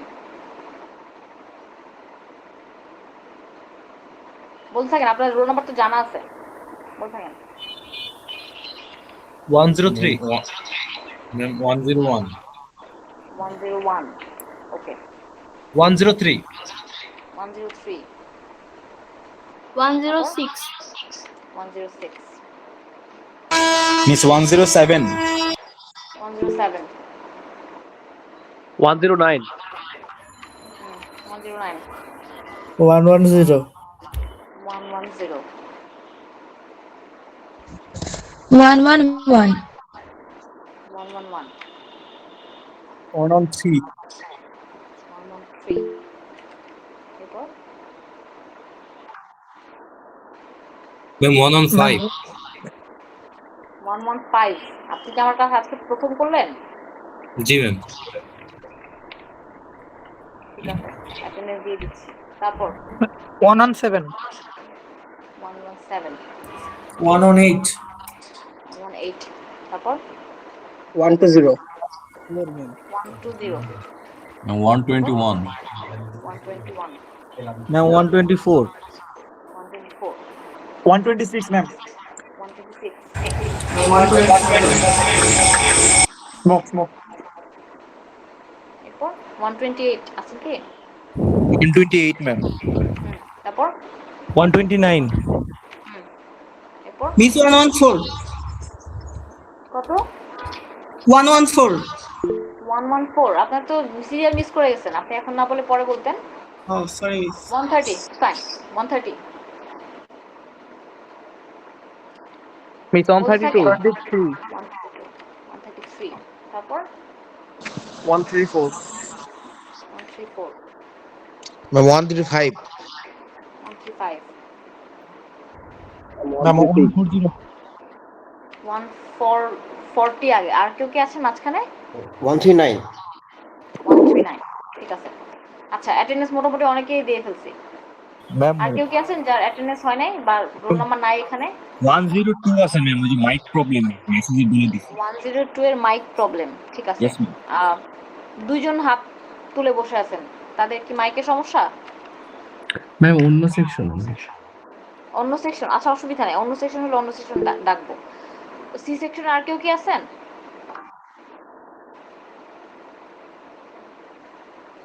যারা হ্যান্ড রেজ করছেন তারা কি সি সেকশনের অন্য সেকশনের ম্যাম ওরা অন্য সেকশনটা ডাকা হবে সি সেকশন আগে কনফার্ম করে নিই যাদের রেগুলার ক্লাস তাদের এটা কম্পালসারি ছিল বাকিদের তো অপশনাল ওকে আমি ধরে নিচ্ছি সি সেকশনে আর কেউ নাই যার রোল নাম্বার এখন ডাকা হয় নাই বা এখানে অ্যাটেন্ডেন্স দেওয়া হয় নাই অন্য সেকশনে কি সেকশন এ ইয়েস ম্যাম বলেন সেকশন এ কত রোল নাম্বার ম্যাম 7 1 9 5 ম্যাম 1 বলেন